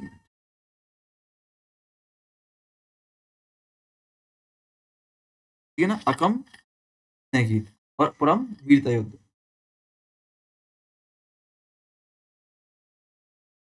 संगम साहित्य महत्वपूर्ण है, और यहाँ पे मैंने पता पूरा संगम साहित्य नहीं भरा है, मैंने बहुत सिर्फ फैक्ट भरे, पेपर आपके पूछे आते हैं और पूछे गए हैं, जो पेपर पूछे आते हैं पूछे गए हैं, ठीक है ना। प्रेम में क्या है? प्रेम का में व्यक्तिगत जीवन की जानकारी मिलती है, प्रेम प्रेम मिलन की जानकारी, नायक नायिकाओं की भावनाओं की, और प्रकृति से जुड़ाव का भावनात्मक वर्णन मिला है। और पुरम में शासक की युद्ध वीरता की जानकारी, दान यश बलिदान की जानकारी, राजाओं की प्रशस्ति है, सामाजिक और राजनीतिक जीवन, ठीक है ना। अकम क्या है? लव इमोशंस, पुरम क्या है? वॉर हीरोइज्म, हीरोइज्म और पब्लिक लाइफ है, ठीक है। संगम कालीन पांच महाकाव्य, संगम कालीन पांच महाकाव्य, ये आपसे पूछ, ये याद रखना। तिलपादी की रचना किसने की? इलंगो आदिगल ने। मणिमेखला की रचना शीतली सत्यनारायण ने। अब देखो इसकी कहानी है, कनिका, सब कहानी है, कहानी इसकी अब चर्चा करनी नहीं है किसकी है, ठीक है ना, बस याद रखो। तिलपादी की रचना पूरी, पता है, एक लंबी कहानी, पांच छह लोग की कहानी सुनी थी, बहुत राजा महाराजाओं की, अभी वो चर्चा नहीं करना उस पर। तिलपादी कारम, इलंगो आदिगल, मणिमेखली, शीतली सत्य, याद करो रचना किसकी है? तिलपादी कारम किसकी? इलंगो आदिगल की है, इलंगो आदिगल की है। मणिमेखली आपकी दीपक चिंतामणि, तुरुक देवर की है, वलयपति अज्ञात है, और कुंडल केसी अज्ञात है। ये आपके पांच क्या है? संगम के पांच महाकाव्य हैं। ये मैं 3 के रचनाकार तो पता है, मैं 2 के पता नहीं है। बलयपति कुंडल किसी के पता नहीं है। युवक चिंतामणि तुरुक तेवर की है। मणि मेखला शीतल संहार की है। शिल्पाधिकारम इलंगो आदिगर की। यहाँ पे याद रखना आपको, जो आपके इलंगो आदिगर और शिल्प मणि मेखले हैं, ये आपके बौद्ध धर्म का यहाँ पे प्रभाव दिखता है। किसका? बौद्ध धर्म का प्रभाव दिखता है। और जीवक चिंतामणि पर जैन धर्म का प्रभाव दिखता है, ठीक है ना। और एक खंडित रूप में उपलब्ध है, बलयपति कुंडल किसी खंडित रूप में, ठीक है। चलो, ठीक ठीक। संगम कालीन प्रशासनिक व्यवस्था। संगम कालीन शासन व्यवस्था, राजा व्यवस्था कैसी थी? राजा किंग होता था। राजा को वेडार कहा जाता, वेंडार। राजा को वेंडार कहा जाता था, जो कि मुकुटधारी, इसका अर्थ है मुकुटधारी। राजा को वेंडर कहा जाता था, जो कि मुकुटधारी होता था। और कार्यपालिका, न्यायपालिका, सैन्य शक्ति, इन तीनों की प्रमुख की शक्ति, इन तीनों की प्रमुख की शक्ति राजा के पास होती थी संगम काल में, ठीक है ना। तो राजा को सर्वोच्च सत्ता होती थी, कार्यपालिका, न्यायपालिका, सैन्य शक्ति राजा के पास होती थी। राजा की उपाधियां कौनको, मनम, वेंदम, कार्यवन, एरेवन, ये सभी उपाधि राजा की संप्रभुता और दिव्य अधिकार को दर्शाती है। एरेवन, कार्यवन, वेदवन, मनमवन, कौनको, ठीक है ना। राज परिवार, राजा का पुत्र को इलंगो, राजा के पुत्र को इलंगो कहते थे, लेकिन राजा का पुत्र जो होता था राजा इलंगो। युवराज उत्तराधिकारी कोमहन, कोमहन, कोमहन, ये शब्द है। इलंगो किसे? इलंगो, इलैगो किसे? इलैगो, इलैगो राजा के पुत्र को, युवराज उत्तराधिकारी कोमहन को। न्याय व्यवस्था की बात करें तो मंदरम, मंदरम राजा का सर्वोच्च न्यायालय, सुप्रीम कोर्ट। संगम कालीन सुप्रीम कोर्ट को मंदरम कहते हैं। क्या कहते हैं? मंदरम कहते हैं। ऐसे मंदरम कहते हैं। संगम कालीन सुप्रीम कोर्ट को मंदरम कहते हैं। और न्याय सार्वजनिक स्थान पर दिया जाता था, इसलिए न्याय में पारदर्शिता बनी रहे। न्याय क्या कभी भी अकेले में नहीं दिया जाता, सार्वजनिक स्थान पर दिया जाता था। क्यों? जिससे कि न्याय में पारदर्शिता बनी रहे आपकी, ठीक है ना। चलो आगे बढ़े हम लोग, बढ़ते हैं। बात करते हैं मंत्री परिषद की अधिकारियों की। तो अब मंत्री परिषद में अब सुनना, एन पेरुमल या पंचकारम, एन पेरुमल या पंचकारम, 5 सदस्यों की परिषद थी। 5 सदस्यों की परिषद थी। राजा को प्रशासनिक और नीतिगत सलाह देने का काम करती थी। ये सुन लेना, एन पेरुमल या पंचारम क्या थी? 5 सदस्यों की परिषद आपकी होती थी। राजा को प्रशासनिक और नीतिगत सलाह देती थी। अमित चार या अमायित चयन, ये मंत्री होते थे, प्रशासन का संचालन करते थे। अमायित चयन या अमित चार, ठीक है ना। सेनापतियार, सेनापतियार, सेनानायक या सेना प्रमुख। पुरोहित, पुरोहित होता था, धार्मिक अनुष्ठान और संस्कार का काम करता था। दूतर आपका राजदूत या संदेश भाग होता था। ऑगर वे, ऑगर और वही, ऑगर वही गुप्तचर। देखो मोस्टली आपको सब याद हो जाएंगे यहाँ पे, बस ये नाम एक अमित चार याद कर लेना। एक नाम अलग है, काम अलग है। अमित चार या अमित चार मंत्री, सोचने में खच्चर समझो, खच्चर गधा है कि नहीं, पर मंत्री याद रखना। यहाँ पे ऑगर भी या वही गुप्तचर व्यवस्था, स्पाई है, ठीक है ना। एन पेरम, एन पेरम, एन पेरम, एन पेरम, हाँ क्या? एन पेरम नौकरशाही तंत्र था। इसमें एन पेरम किसको? नौकरशाही वर्ग को एन पेरम कहते हैं। एन पेरायम, इसमें प्रोद नागरिक, प्रशासनिक अधिकारी, सेना के 3 अंग जल, थल, रथ, अश्व, ये 3 अंग सेना के यहाँ पे होते थे। ठीक है ना। ये संगम काल की संगठित प्रशासनिक प्रणाली को दर्शाता है। चलो, प्रशासनिक विभाजन की बात करें तो राज्य को मंडल कहते हैं। राज्य को प्रांतों में बांटा गया, उसको नाडु कहेंगे, नाडु। और बड़े गांव को पेरुर, छोटे गांव को सुरेर, पुराने गांव को मुदुर, नगर को और, तटीय बंदर को पट्टनम, और सार्वजनिक को पेडियल। क्या? राज्य को मंडल, प्रांत को नाडु, प्रांत को नाडु, बड़े गांव को पेरुर, पेरुर, छोटे गांव को त्रिवेर, पुराने गांव को मुदुर, नगर को और तटीय शहर को पट्टनम, और सार्वजनिक स्थल को पेडियल। अब याद कैसे करोगे? देखो, पैदल चलते सार्वजनिक स्थल पर पेडियल हो गया। पट्टनम, पट्टनम नगर तो बोलते हैं, पट्टनम होते हैं आपका कावेरी पट्टनम, ये पट्टनम वो पट्टनम। नगर को और सामान्य से आपने याद किया हो। मेन दिक्कत है इन दोनों में, छोटा गांव बड़ा गांव। दो छोटा, छोटा है पेरूर है, बड़ा बड़ा क्या है? छोटा है पेरूर है। और छोटा गांव बड़ा है सिरेयोर है। सिरेयोर और पेरूर, छोटा उल्टा है, अपोजिट नहीं है। प्रांत को नाडु और राज्य को मंडल। तो मंडल नाडु, पेरूर, सिरेयोर, मधुर और पट्टनम पेडियल। अब देखो, छोटे गांव अवई, अब देखो स्थानीय, छोटे गांव की सभा को, सिरेयोर की सभा को अवई कहते हैं। क्या कहते हैं? अवई कहते हैं। साली क्या होती है? साली प्रमुख सड़क होती थी। साली क्या? प्रमुख सड़क होती थी। तेरू क्या होता था? मुख्य गली या बाजार मार्ग। क्या रखना? प्रमुख सड़क को क्या कहते हैं? साले कहते हैं। इसमें जो अन्य जो छोटी सड़कें जुड़ी होंगी उनको क्या कहते हैं? मुख्य गली या बाजार मार्ग को तेरू कहते हैं। तेरू, तेरू, ठीक है। याद रखना, संगमकालीन समय राजतंत्र थी, परंतु सभा और परिषदों की मुख्य थी। न्याय लोकप्रिय था, व्यवस्था थी। ग्राम स्तर से राज्य स्तर, ग्राम से राज्य स्तर सुव्यवस्था व्यवस्था थी। ग्राम के अधिकारियों की नियुक्ति भी ऊपर से की जाती है, ठीक है। अब संगमकालीन राजस्व व्यवस्था, अब ये सब ध्यान रखना, ये यहाँ पे क्वेश्चन आते हैं। 1 मिनट गेट लगा दूं मैं, आवाज गूंज रही है बाहर से, आवाज बच्चों की। विंडो लॉक कर दूं, लैपटॉप।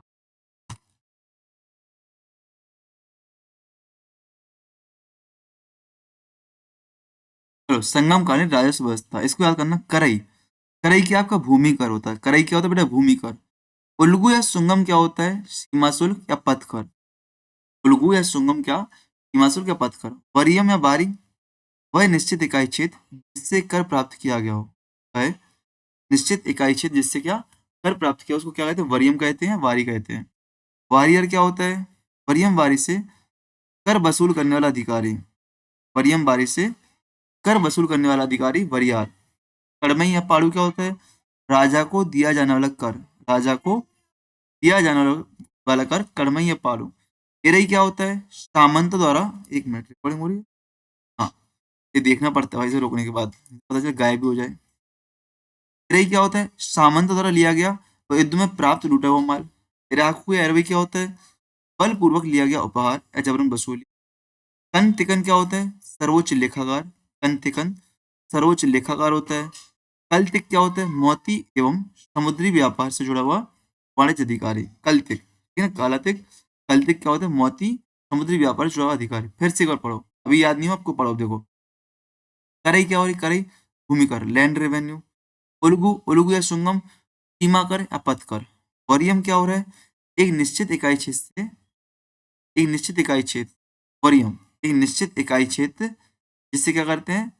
कर प्राप्त करते हैं। जिससे हम क्या कर प्राप्त करते हैं, उसको क्या बोलते हैं? वरीयम वारी कहते हैं, वरीयम वारी। और वरियार क्या कहते हैं? वरियार कर वसूलने वाला। और कड़मई पाड़ू क्या कहते हैं? राजा को दिया जाना कर भाग। इरई क्या कहलाती है? सामंतों द्वारा युद्ध में लूटा गया इरई। इराकू या इरबी क्या कहलाता है? बलपूर्वक या जबरन वसूले गया। इराकू, देखो डाकू, इराकू शब्द से फील आ रहा है। इराकू, डाकू, इरबई, इराकू, इराकू, इराकू, डाकू, बलपूर्वक या जबरन वसूली, ठीक है ना। कंतिकन, कंतिकन या कनकीकन, कंतिकन, कंतिकन या कंतिकन सर्वोच्च लेखाकार होता था। और कल्तिक, कल्तिक मोती व्यापार से जुड़ा हुआ व्यक्ति होता था। अब कितने प्रकार की भूमि थी टाइम पे, तो देखो ये पूछा गया आपसे। कुरंजी, और पता है आपको ये पूछा भी गया, बाद में बुक्स में ना अलग से जोड़ दिया गया है। यहाँ पूछा गया, किसने बताया ना कि भूमि पे कार्य क्या है, तो जोड़ दिया एक चार्ट उठा के। 2 साल लगातार आया था, 2 साल, ठीक है ना। और यूपीएससी वगैरह पूछा गया है। कुरंजी पर्वतीय भूमि होती थी। पलाई आपकी शुष्क भूमि, रेतीली भूमि, निजम है। मुल्लई चारागाह भूमि। मरुडम कृषि योग्य उपजाऊ भूमि। नेलर, नेतल समुद्री तटीय मैदान। नेडल या नेतल आपके समुद्र तटीय मैदान होते थे, समुद्र तटीय मैदान आपके होते थे, ठीक है ना। ये याद रखना आप, ठीक है। चलो आगे बढ़े हम लोग। अच्छा, इनको याद कैसे करेंगे, तो याद दो कराओ आपके लिए। नेतल, नेडल, नेडल या नेतल, तल कहाँ पे होता है? समुद्र में होता है, तटीय हो गया। मरुडम, अब देखो मरुडम से मरुभूमि मत कर लेना यार, यहाँ पे उल्टा है। मरु क्या होता है? शुष्क रेतीली मोला होता है कि नहीं। तो मरु उल्टा नहीं, यहाँ पे मरुडम मतलब शुष्क रेतीला नहीं है, उल्टा है इसका। मरुडम मतलब यहाँ पे शुष्क या रेतीला नहीं है, यहाँ पे उल्टा है। क्या है? कृषि योग्य उपजाऊ मैदान। क्या है आपका? कृषि योग्य उपजाऊ मैदान। और मुल्लई, मुल्लई चारागाह या पशुपालन भूमि, ठीक है ना। पलाई, पलाई याद रखो कैसे? शुष्क रेतीला। अब पलाई, अब पलाई, रुई, पलाई, पलाई, पलाई शुष्क रेतीले। कुरंजी तो याद रखेगा, पर्वतीय। कुरंजी, कुरंजी पर्वतीय भूमि। कुरंजी पर्वतीय भूमि। पलाई आपकी क्या हो रही है? शुष्क भूमि हो रही है। मुल्लई आपकी चारागाह भूमि हो रही है। मुल्लई आपकी चारागाह भूमि हो रही है। फिर आपकी आ रही थी क्या? मरुडम, मरुडम आपकी कौन सी हो रही थी? कृषि भूमि हो रही थी। फिर आ रही थी आपकी नेडल अनेतल समुद्र तटीय भूमि हो रही थी ना। ठीक, ठीक, ठीक। संगम कालीन समाज की बात करें, संगम काल में समाज में बड़े भयन था, बट ब्राह्मण, क्षत्रिय, शूद्र, वैश्य जैसा कोई नहीं था। यहाँ पे अलग अलग वर्ग के लोग रहते थे। जैसे आप देखो, अड़नार या शुड्डम, अड़नार या शुड्डम ब्राह्मण कहलाते थे। अड़नार या शुड्डम ब्राह्मण। व्यापारी वर्ग को वैनिगर या वैश्यार पूछा गया। बेलदार आपका धनिक किसान होता था, पूछा गया है। अड़नार शुड्डम किसको, ब्राह्मण को। व्यापारी वर्ग को वैनिगर, कृषक वल्लार को। पेरियार या परियार, पेरियार परियार आज भी करते हैं, पहले भी करते थे। चमड़ा या पशु खाद्य से जुड़े व्यापारी। एनियर शिकारी वर्ग। पुलियन पुलियन रस्सी की चारपाई बनाने दस्तकार। और मलबर या कलवर उत्तरी सीमा पर रहने वाले डाका डालने वाले समूह, ठीक है ना। मलबर या कलवर, तो एक बार फिर से। अड़नार या सुड्डम ब्राह्मण होते थे। वैनिगर आपके वैश्य वो व्यापारी होते थे। वल्लार या बेलर कृषक होते थे आपके। परियार या पेरियार आपके चमड़ा या पशु आदि जुड़े आदि बहुत लोग होते थे। एनियर आपका शिकारी वर्ग था। पुलियन आपका रस्सी की चारपाई बनाने वाला दस्तकार था। और मलबर या कलवर आपका उत्तरी सीमा पर रहने वाले या डाका डालने वाले समूह होते थे, ठीक है ना।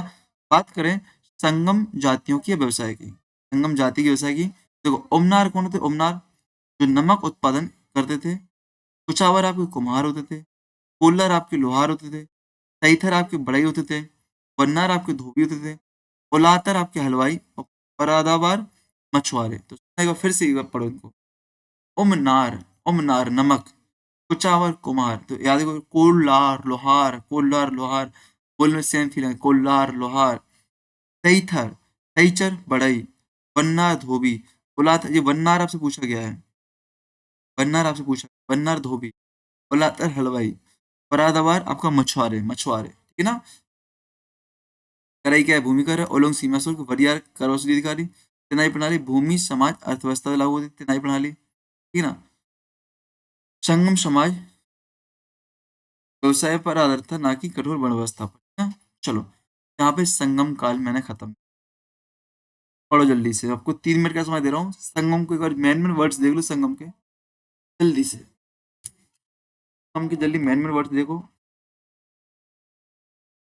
हम लोग आगे बढ़ते हैं संगम के बाद। अरविल हमने कर ही लिया है, देखो अरविल हमने कर ही लिया है। अब आए हम लोग गुप्तों पर, हम लोग गुप्तों पर। अरविल हम लोग कर चुके हैं, वंश पाएंगे हम लोग गुप्त वंश पर। भारतीय इतिहास का स्वर्ण युग। गुप्त वंश नहीं, पहले हम पढ़ेंगे नागर शैली और गंधार शैली, मथुरा शैली और आपकी शैली और आपकी गंधार शैली पढ़े, मूर्ति कला की। चलो जल्दी पढ़ो आप लोग, मैं शांत हूँ, साइलेंट।